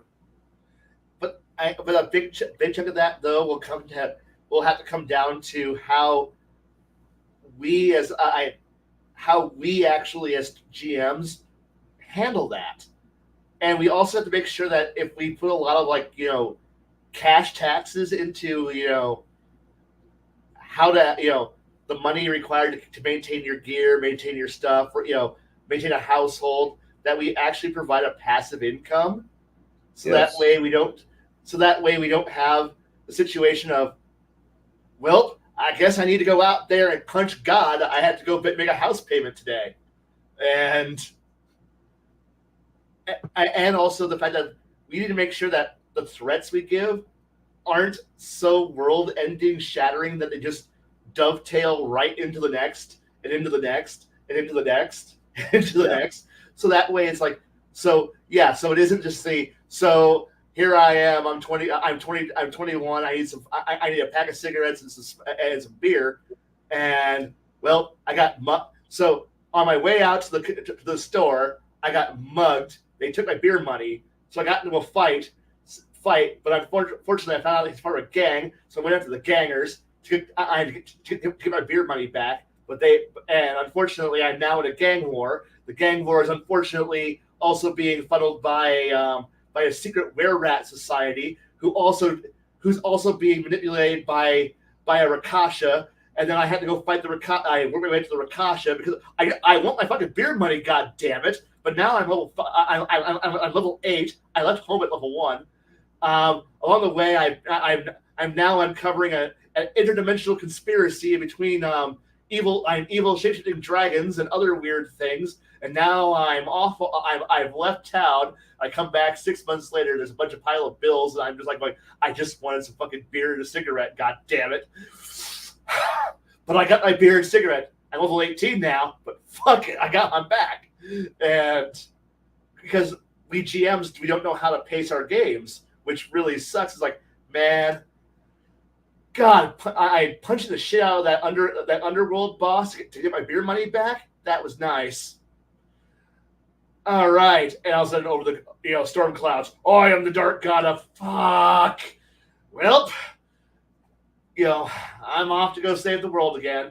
You don't have time to have a life because that's how we freaking run things, and also because of the fact that too many of us knee jerk and go, well, what's everyone doing? Me. Oh, thank God, downtime. Here is boom. My entire plan of action for the next 6 months. I also have contingency plans on this book. So if we don't follow Plan A, here's the alternate plans of B, C, and D, and it's a flow chart. You can actually follow it all out, and I'm prepared. Okay, Blaine, you're prepared. Luke, are you prepared? I also have a flow chart. Boom. Mine's more condensed, and I have contingencies also built into it. Okay, cool. You two are set. What are you doing? I don't know. I'm just going to go get me some drinks. I'm going to go whore myself. I'm not doing anything valuable. And here's me. Oh, dear God. That's one. So what are you doing? I'm making donuts. Okay. And we're like, okay. The GM isn't quite going to go trigger anything stupid yet because he's doing something. What are you doing? I don't know. I'm going to be brainless. At which point, me and the other guy who's got way too many plans goes, oh shit, because three people at the table don't have a plan. We're going to have an adventure, aren't we? Yep. Fuck. And suddenly we're now being hauled off on a new adventure, and we don't have any downtime because 3 of the 5 people at the table don't have a fucking battle plan. Don't have a plan of action already written up for what they're going to do on their downtime. No, I've got downtime covered. If players don't have a downtime option that they can come up with, there's things that will happen. And I know that sounds kind of mean, but if you run a business with any equipment whatsoever, from alarm clocks, pencils, pens, computers, heavy equipment, the cost of business is maintenance. Oh, yeah. And maintaining things is a fantastic way to make sure the players have a reason to go adventure again. And it doesn't, like, you don't need to do it like every day to throw them at an adventure, but like wounds will need time to heal. And that's something I really I do stress, because like the curing in this merely takes it from lethal to non-lethal injuries. It's not a instant, you've got this back. I might do it as an instant at the higher levels where it'll instantly cure this much damage, lethal damage to actual, no time required, because non-lethal damage takes time for it to go away. I'm okay as long as it doesn't all go away with an 8-hour nap. That's okay. Yeah. Oh, hey, I got an 8-hour nap. I feel better now. You were on death's door. Oh, I'm fine now. Bullshit. It's all right, Sick Nations. I'm in the same boat as you. I'm waiting on payday. We're going to talk next time we get together in 2 weeks. We're going to talk about an 8-minute video we watch. Okay. And we're going to discuss some other things. So we actually had a list of stuff. There were things in Discord that Kai had, but I thought it'd be better and more organic for Kai to discuss that, unless there was something in the Discord that he had to fucking vocalize. This is biting on my nerve. You get to play with it. No. Hey, I'm okay with it. However this is run, I'm here to talk and respond. That's all I'm here to have fun with. Damnable sobriety.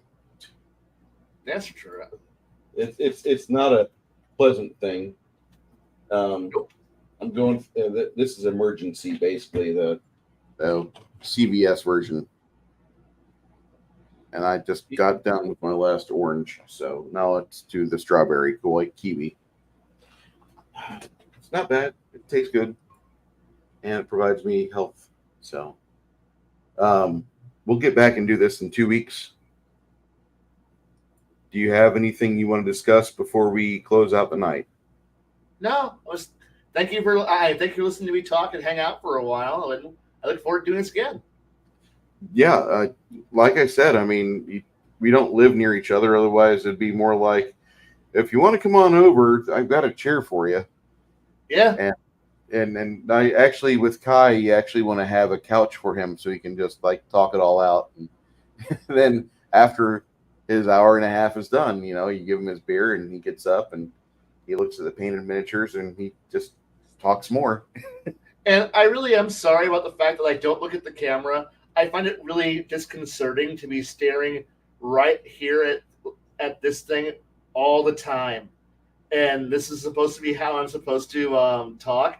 If you've ever hung out with me in person, I don't make eye contact very often unless I want to make a point.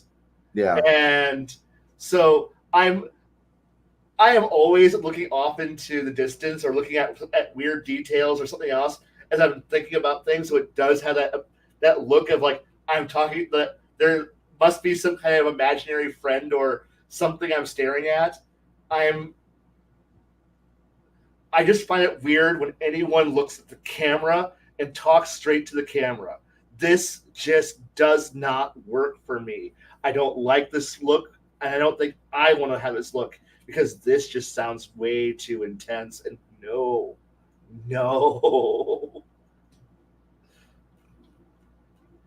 Well, it's always a pleasure. I mean, I didn't know you'd be so acclimated, so eager to get into doing this. I love having you on, and obviously, I mean, we've got some good viewers here. We had, I think, 10 people watching earlier on Rumble. We got 7 people now on YouTube.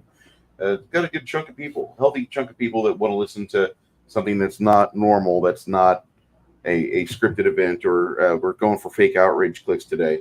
Nope. And I really appreciate. And if anyone's watching or in the replay or in live, if you want to just talk to me. I actually respond to most messages. You can just go to Discord, find my channel, and then write things. Because otherwise, I just feel like I'm just talking to the void about strange things like time and death and weird movements just give me a direction, and I'll be more willing to talk about that rather than just simply I'm standing here trying not to have a mental breakdown due to idiot drivers who are driving me insane. And then, right now, as we speak, they're fixing I-10 and I-90 because they were having people route off going through San Antonio because we were replacing a bridge. They were replacing a fucking bridge. Oh no! So, you guys be safe, and we're gonna be back here in 2 weeks. If you like what we do here, and you don't mind the discussions, I didn't make any broad statements towards Blackout Coffee or 22 Sierra Coffee tonight.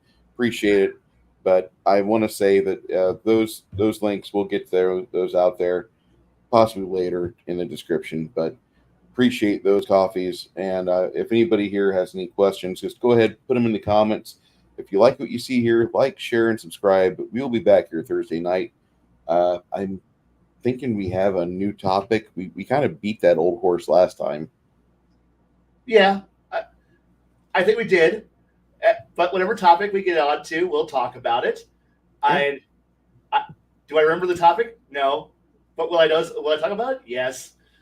Yeah, we'll have fun. I think it's going to be a lot of fun. We're doing a play test here for the Crafting Gamer in another couple weeks, I think. Yeah, that'll be fun as heck. But I really do think that me and you are like major destabilizing elements whenever we went to seriousness on Thursdays. Yeah. We do our best to like. We're being all serious and then plots, and the two of us just like, what? Did I hear hijinks? Tell me more of these shenanigans. And because we really are the Hawkeye Pearson group. We are the two asshole doctors who are there doing everything. Sattler and Waldorf. Yes, we are. Everybody, thank you for being here with us tonight. We'll be back in 2 weeks to continue this conversation. Appreciate you all, and we will see you.